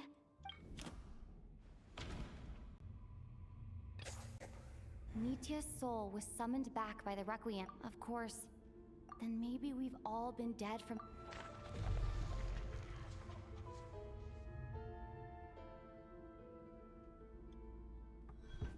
Yes. I think that this is probably the afterlife. What did you say? You heard me. We died in the theater. All of us did. But due to an obstruction in the theater's ley lines, our souls are trapped here, while an endless, infinite snowstorm rages outside. It's ironic, really. All that time, we were working so hard to figure out who the deceased among us were, when the truth was, we were all deceased. The only difference being some of us died more recently than others. Do you remember that note, "Death is near"? Seems like we misunderstood what it meant after all. Death was nearer than we wanted to think all along. The note simply meant that all of us were already dead. So all our attempts to survive, our search for the deceased, it was all for nothing? Hard to say. At the very least, we helped 2 lost souls find clarity and go to where they belong. The presence of those 2 is probably what caused our souls to be drawn in by the ley lines. In which case, the deaths we've awoken to over the past few days were just souls returning to the ley lines for good. If what you're saying is true, doesn't that make us the lost souls now? Huh, no wonder. This afternoon, when I was moving Vodyanitsa's body, I noticed that the other bodies in the room hadn't decayed one bit after all. That's further proof that those aren't physical bodies at all, but merely our shells here in the afterlife. Am I really dead? This doesn't feel real to me at all. No, that's impossible. This cannot be how it all ends. I still find it hard to believe that all of us are dead. How exactly did we die in the real world? None of us have any memories of dying, right? Not even knowing how we died is preposterous. Good grief! Surely there has to be some reason. Exactly. It's hard to rest in peace when you don't even know how you died. It gave me lots to think about as I strode out into the snowstorm. I racked my brains trying to remember the cause of my death, the exact moment I died, the root of all of this, right up until my consciousness faded. Wait. Hold on. Right before I lost consciousness, I think I saw something. I can't remember. And I think I lost my notebook and pen. Mitya, your hand. Is that blood on your fingers? Huh? You're right. There's blood on the fingertips of my right hand. Looks like it's already dried. When did that happen? What the? I guess this was what I saw. I must have desperately drawn it in my own blood right before losing consciousness. What's wrong? Do you recognize the symbol? It's Renova, the ruler of death. Alosha, do you still remember that Snezhnayan folktale you told me about? It was about the Grim Reaper. When someone's about to die, he appears as an incarnation of someone familiar to guide their soul into the afterlife. And as soon as you recognize his face, your life is over. I heard a similar tale when I was little. You think the Grim Reaper in this story refers to the ruler of death you mentioned? That's right. In which case, death is near could also mean that the Grim Reaper is here, disguised in a familiar form. Death, the deceased, and the Grim Reaper? So it's a triple entendre. When I first saw this note, I thought it contradicted the investigation report. But now it seems like that was the whole intention. So the Grim Reaper deliberately misled us. Then, we started suspecting each other and searched for the deceased while they hid in plain sight.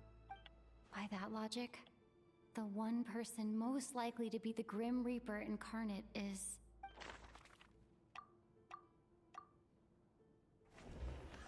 Identifying the Grim Reaper is a major decision. Identifying the Grim Reaper...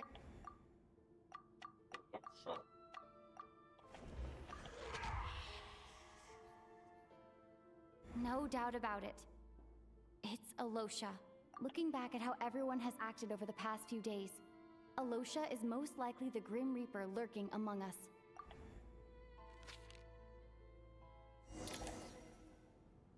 Is it you, Alosha?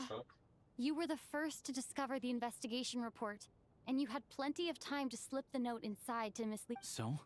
Surely you can't suspect me based on that alone. What if someone else found the investigation report first, slipped the note inside, and then put it back without telling anyone? There's no denying it. The note could easily have been slipped in much earlier than it was discovered. That's not all.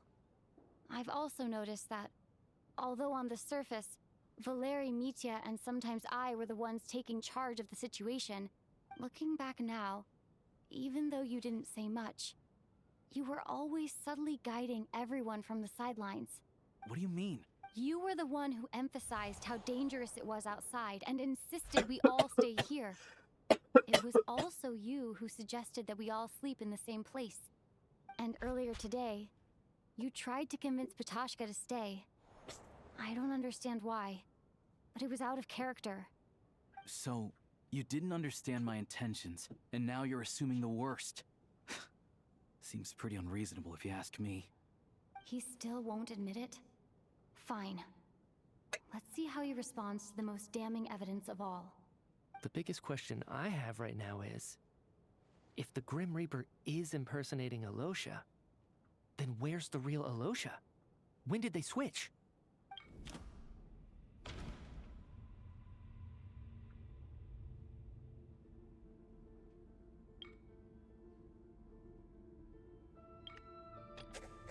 No. Nothing. That's right. This was the moment. Right at the start, before any victims had even emerged, Alosha was switched with the Ruler of Death while everyone's guard was still down.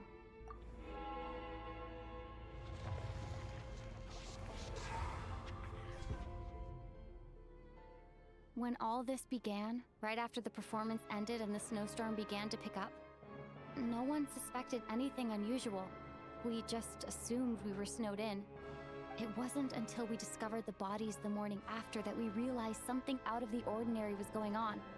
But it's clear now that the oddities actually started earlier than that, when Dimov walked into the snowstorm and never came back. Right. So Mr. Dimov was the first victim, not Sobolova and Torgov. And if we pinpoint that moment as the beginning of this incident, then one thing becomes clear.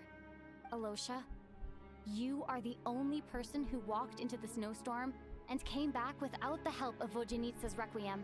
More precisely, Alosha never came back at all. The one who came back was the Grim Reaper. Not bad. Well, since you've backed me into a corner, I suppose there's no point in keeping up the act anymore. Alosha? You're the Grim Reaper? I am no such tired cliché. Mortals should address me as the ruler of death.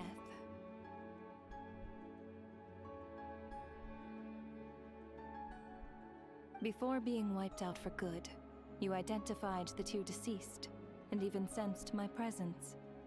A commendable achievement. Far beyond what I expected. I heard you can ferry souls. Those deaths each night. Were they your doing? Your initial conclusion was correct. Due to the existence of the two deceased, the ley lines yearned to reclaim those long-lost souls. Every night they devoured an equal number of souls to fill the void. This required no intervention from me. Though, of course, ferrying souls is indeed my authority. Here, take a look.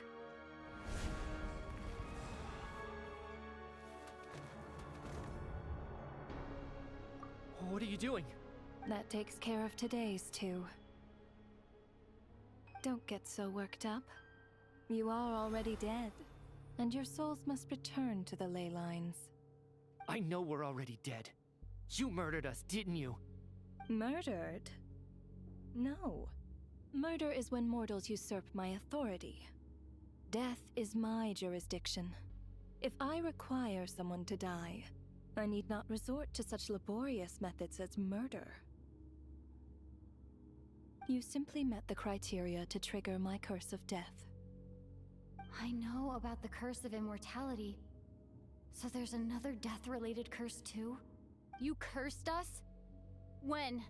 And why would you do such a thing? So often, humans pray to me, begging to know when their death will come, and what form it will take. But few people ask why. If you must have an answer, know that death comes simply because one's time has come. So you're not gonna tell us the truth? Hold your tongue. By all rights, you shouldn't even be allowed to speak with me. Those angels from the past are to blame for the reckless renovation of the ley lines here. It's made my work on this occasion infuriatingly complicated. Work? So trapping us here, making us watch our friends die, that's just another day at work for you? You clearly have a lot of questions. Fine. As a reward for your remarkable accomplishments over the past few days, I shall answer a few of your inquiries. provided they aren't too unreasonable. After the physical body dies, the soul must return to the ley lines for that person's death to be considered complete. My work encompasses the entire process of death, including, naturally, the guiding of souls into the ley lines, with which you are now so familiar. You must also be rather familiar with Natlan's Night Kingdom, I presume? It was I who supported the creation of the Night Kingdom. It provided a convenient means of guiding the souls of Natlan. Here, too, the ley lines connected to the theater underwent some modifications. The angels hoped to make them capable of accommodating the souls of some special creations. But this actually hindered their ability to accept ordinary souls to some degree. This effect manifested itself after you died from the curse in the theater, leaving you stranded in the afterlife, unable to achieve a complete death. But if souls who die from the curse of death fail to return to the ley lines within a short window of time, they will miss their chance for good. Then, they will remain forever suspended between life and death, no longer subject to the authorities of either. So if you don't resolve this matter soon, and see all our souls return to the ley lines before long, we'll escape your control. Mitya is sharp. This must be what Renova was worried might happen, and the reason she got involved to begin with. But if you have the authority to guide souls, why didn't you just show yourself and get it over with? Why hide among us in the form of Alosha? You seek to understand the mind of a god. Very well. I'll tell you.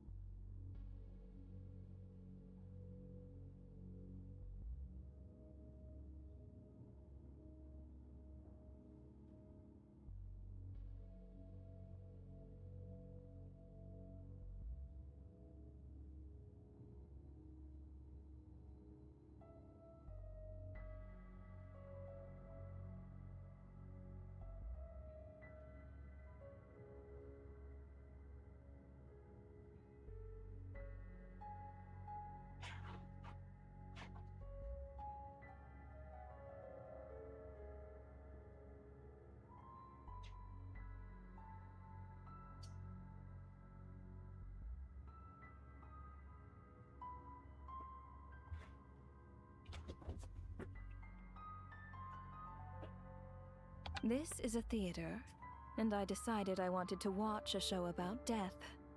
That's why I encouraged you to take the events to the stage. I found myself getting quite immersed. I suppose the entertainment you provided makes up for all the trouble you've caused me by being so defiant in the face of death.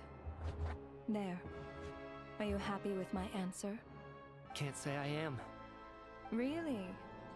But it fits the stereotypes you humans have about gods.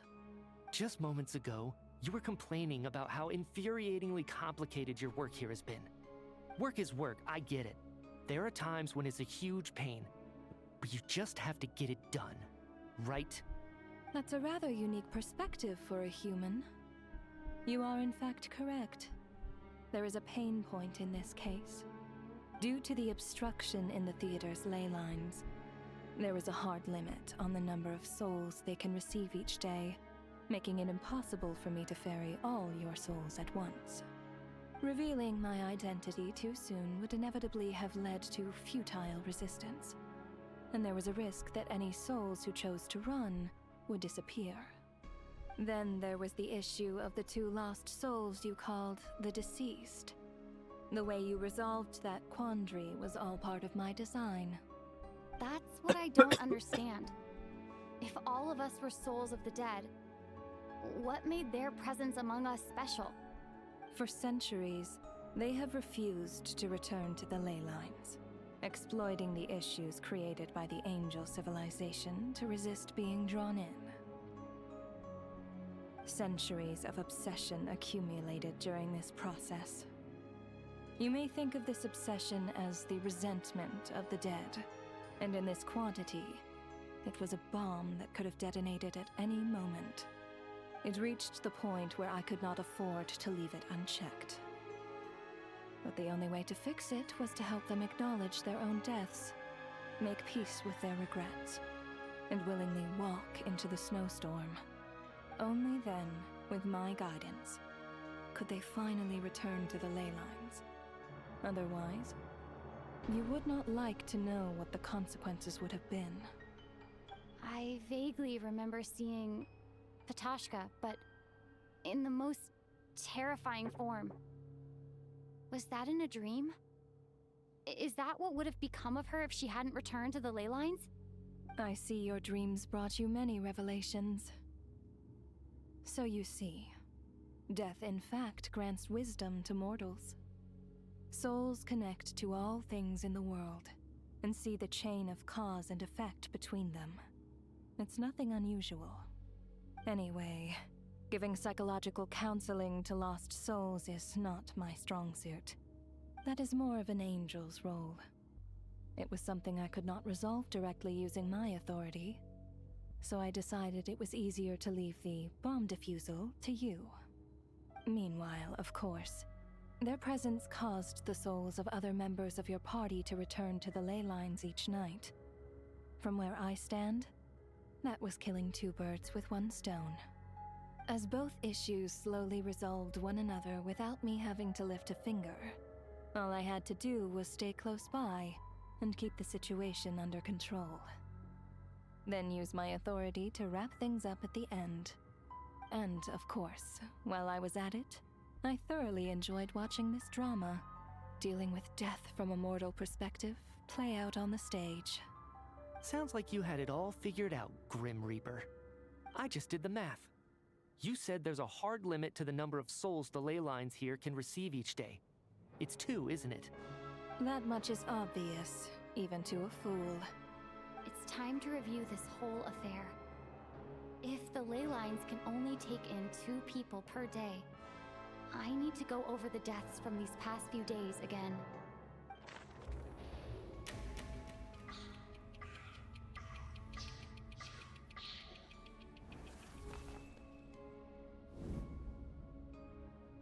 Looking back now, none of us had the faintest idea at the time. From the moment the staff member named Demoff walked into the snowstorm, the incident had already begun.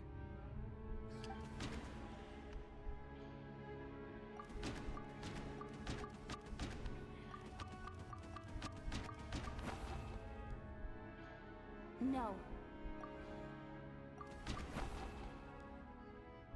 No.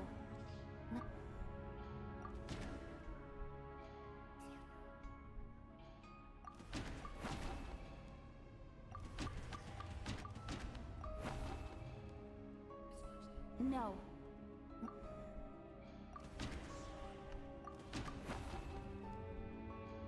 No.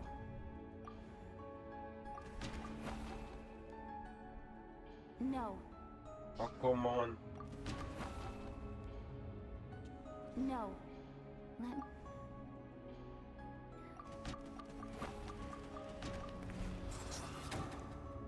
Alosha was the second to walk into the snowstorm after Demoff to investigate. During this process, the ruler of death assumed his identity, making him one of the victims.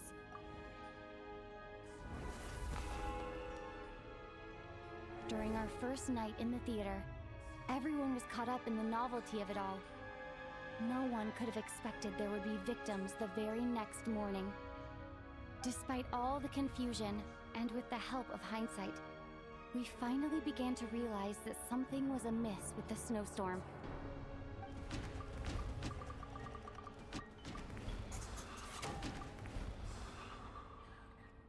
ley lines devour.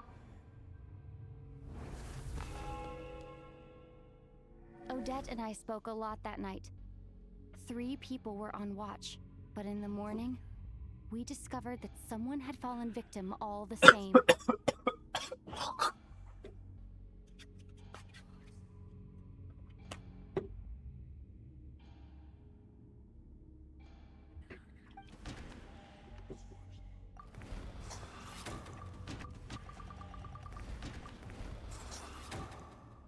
The deaths of Coolish and Run unexplainable phenomena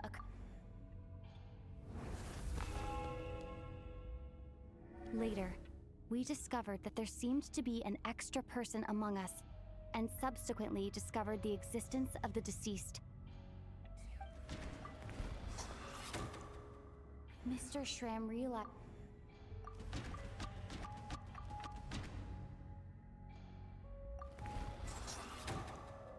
We thought it was all over. A lot happened. The fact that there was more than one deceased seemed to bring us back to square one. Odette revealed some information she had been keeping to herself.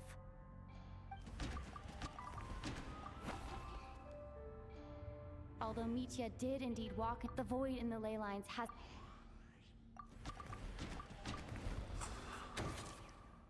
As it happened, the girl I thought was...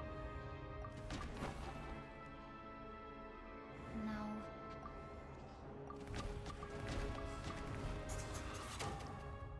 Vodyanitsa was come to think of it, and Renova, looking back...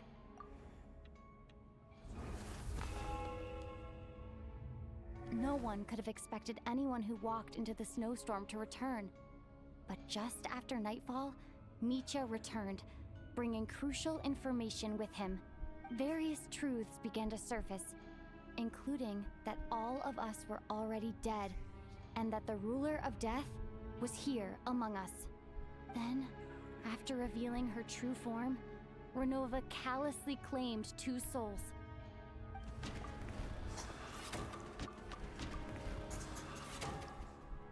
In fact, now, only Mitya and I... Aber war das jetzt nötig? That covers everything. Your work isn't finished here yet, is it? The Traveler and I are still standing here, safe and sound. The Water Imp's song threw things off a little, but it is of no consequence. The ley lines have already anchored your soul, and the first ray of light tomorrow morning will take you back. I, meanwhile, need to review my attitude towards the Water Imp race. So the reunion in the night that Vodyanitsa mentioned, I suppose that was never meant to be a permanent reunion. That just leaves you, Traveler. My power only allows me to temporarily separate your soul from your body. The ley lines of Tevat would not accept you, and your soul is firmly anchored to your body by your will. For a descender like you, who is not bound by Tevat's rules, your death can only be brought through the most violent of means, such as directly destroying either your body or soul. I have no interest in involving myself with Descenders, for now. Although, this may change if Asmodee remains missing, or you insist on interfering with our affairs. One last question then. All our struggles and sacrifices here, they were meaningless from the very beginning, weren't they? Death abides no reason. Besides, what you call sacrifice is merely a concept created by humanity. To me, it is nothing more than a self-indulgent charade in the face of death. Mere mortals fantasizing that their actions could reclaim something from my grasp. A truly laughable idea. Grim Reaper, you really know how to get on my nerves. I'm not here to ingratiate myself with you. I kill merely because your deaths are necessary. Oh, you've made that quite clear. But humans don't take well to being scorned. Not even by the gods.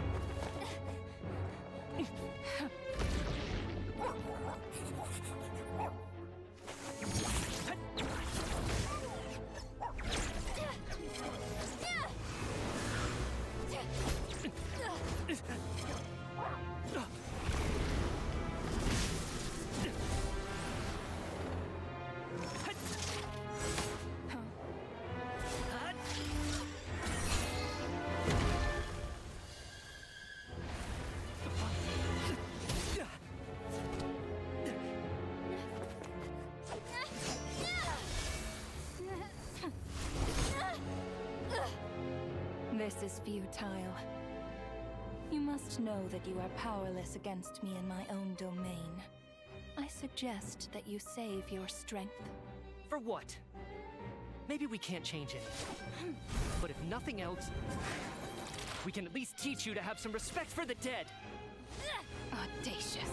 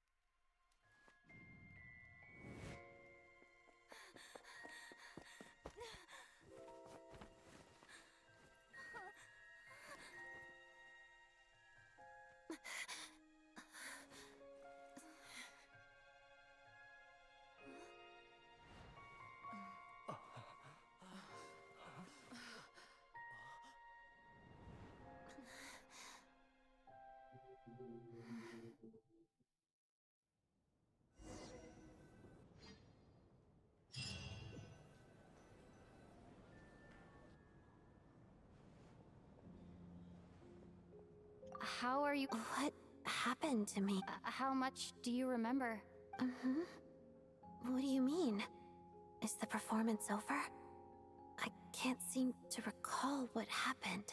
Has Odette already forgotten? Mitya? Oh, I'm sorry. I guess I spaced out there for a second. Remind me who you are? Don't you remember anything? Yeah, I remember now, comrade. Looks like we guessed right. Just like me when Odette found me at the Armory Palace. For some reason, everyone killed by the Ruler of Death eventually came back to life. Just with one catch. They forgot what happened while they were dead. Odette and the others have already forgotten everything. Why were you able to remember this time? Could this be the reason? You said this is the Ruler of Death's symbol, right? I don't see anything there. You don't? Huh. Okay, I guess that makes sense. I carved this into my hand in the afterlife, so it's not visible in the physical world. Does that mean I carved this symbol into my soul? What an unsettling thought. Still, at least I get to remember what happened. I suppose it's a blessing in disguise. What about you, though? The Ruler of Death mentioned that you're a descender? Is that why you can remember? A full explanation would get complicated very quickly, but that's essentially it. Well then, now that it's all over, let's figure out what we've learned. The first thing I notice is that everything here is precisely as we left it, right before our deaths. This confirms that time passes differently in the afterlife than in the real world. They say that right before death, time slows down and your whole life flashes before your eyes. That must be how you know you have one foot in the afterlife by that point. Anyway, clearly the few days we spent in the afterlife probably only amounted to a few short minutes in the real world. This also aligns with previous reports of widespread temporary memory loss among the Armory Palace personnel. Now it seems likely that those were all brief deaths caused by the Grim Reaper's so-called curse of death. To those unaware of the truth, dying and coming back to life must feel similar to a short bout of catatonia. This leaves me with a couple big questions. What are the conditions that trigger this so-called curse of death? And why are we resurrected after we die? If nothing else, I think it shows that killing us wasn't her ultimate goal. We still don't know her true reasons for subjecting us to death. Right. This time only got complicated because of the situation with the theater's ley lines. That's why she had to approach it differently. If the previous incidents of amnesia among the researchers are anything to go by, killing us is usually a pretty routine matter.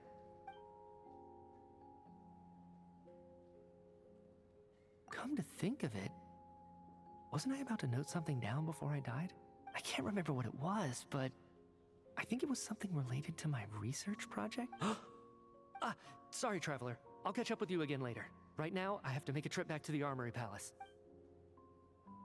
Ma'am, if I may, no one of your description has ever shown up in my investigations into Mr. Mitia's friends. Yet, you two seem very familiar with each other. Could you perhaps tell me where he was in such... And, by the way, have we ever crossed paths? Forgive the presumptuousness, but I feel a vague and indescribable sense of familiarity about you. I can explain everything. Could you help me gather everyone in the theater in one place?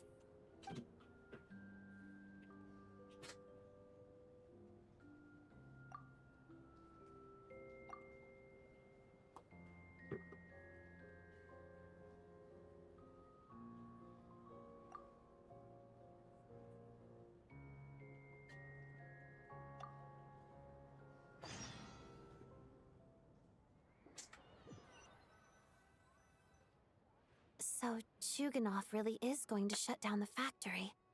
I guess this theater incident actually did us some good after all. So, you said I promised to take you to the Armory Palace while we were in the afterlife, yes? I believe you. I think I even have a vague memory of it. Agreed. Let's check in on her first. The whole reason for our trip to the Armory Palace anyway is to figure out what's going on with her health. Das geht noch weiter. So Leute, das hat sich jetzt gezogen. Ich gucke gleich, wie lange wir gespielt haben, hat echt lange gezogen. War natürlich wieder komplett übertrieben. Die hätten das alles schnell erzählen können. Auch in den Recaps, das sage ich, wenn ich gebraucht. Man merkt auf jeden Fall, dass die es möchte verhindern. Dieses Shiznaya-Projekt, also dass die quasi nicht auf die Energie kommen, diese Superwaffe.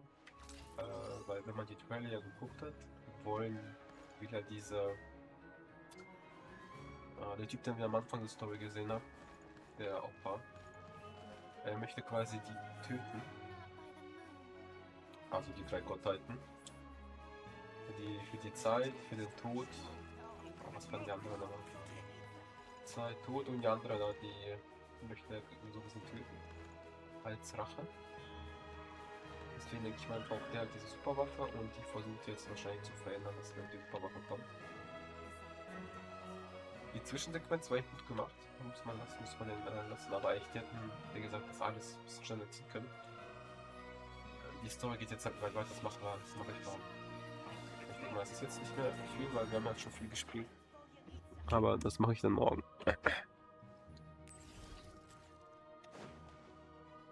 Warte, gehen wir noch kurz zu Peiner. Ich werde euch jetzt da gleich auch bekommen. Weil an sich hier gibt ja keinen Sinn, dass die uns, glaube ich, in diesem Patch, wenn die uns die geben.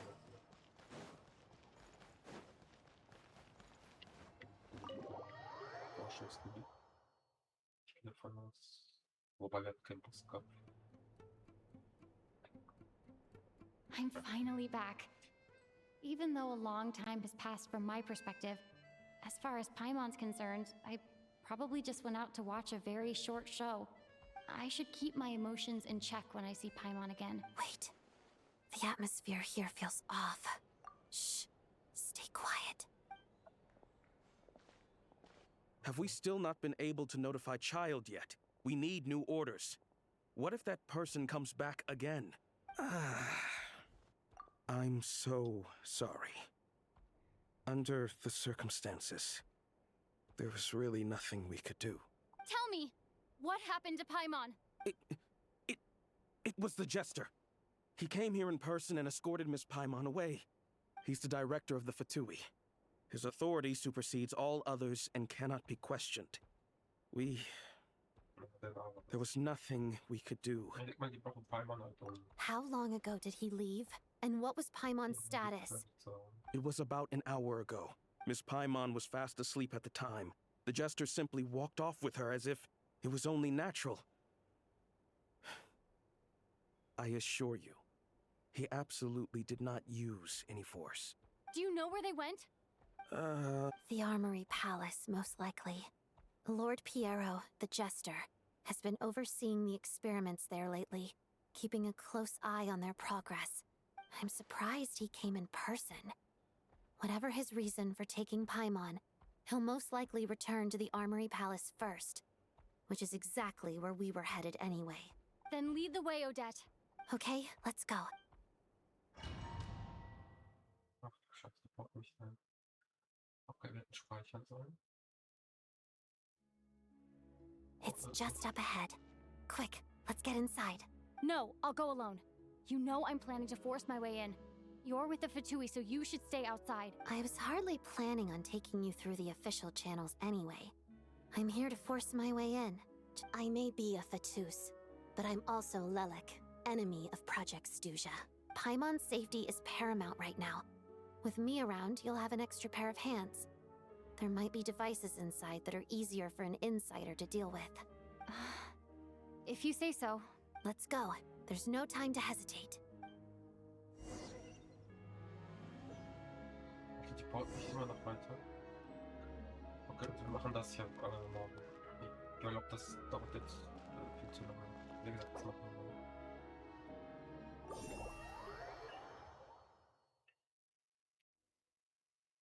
Was spiele ich denn?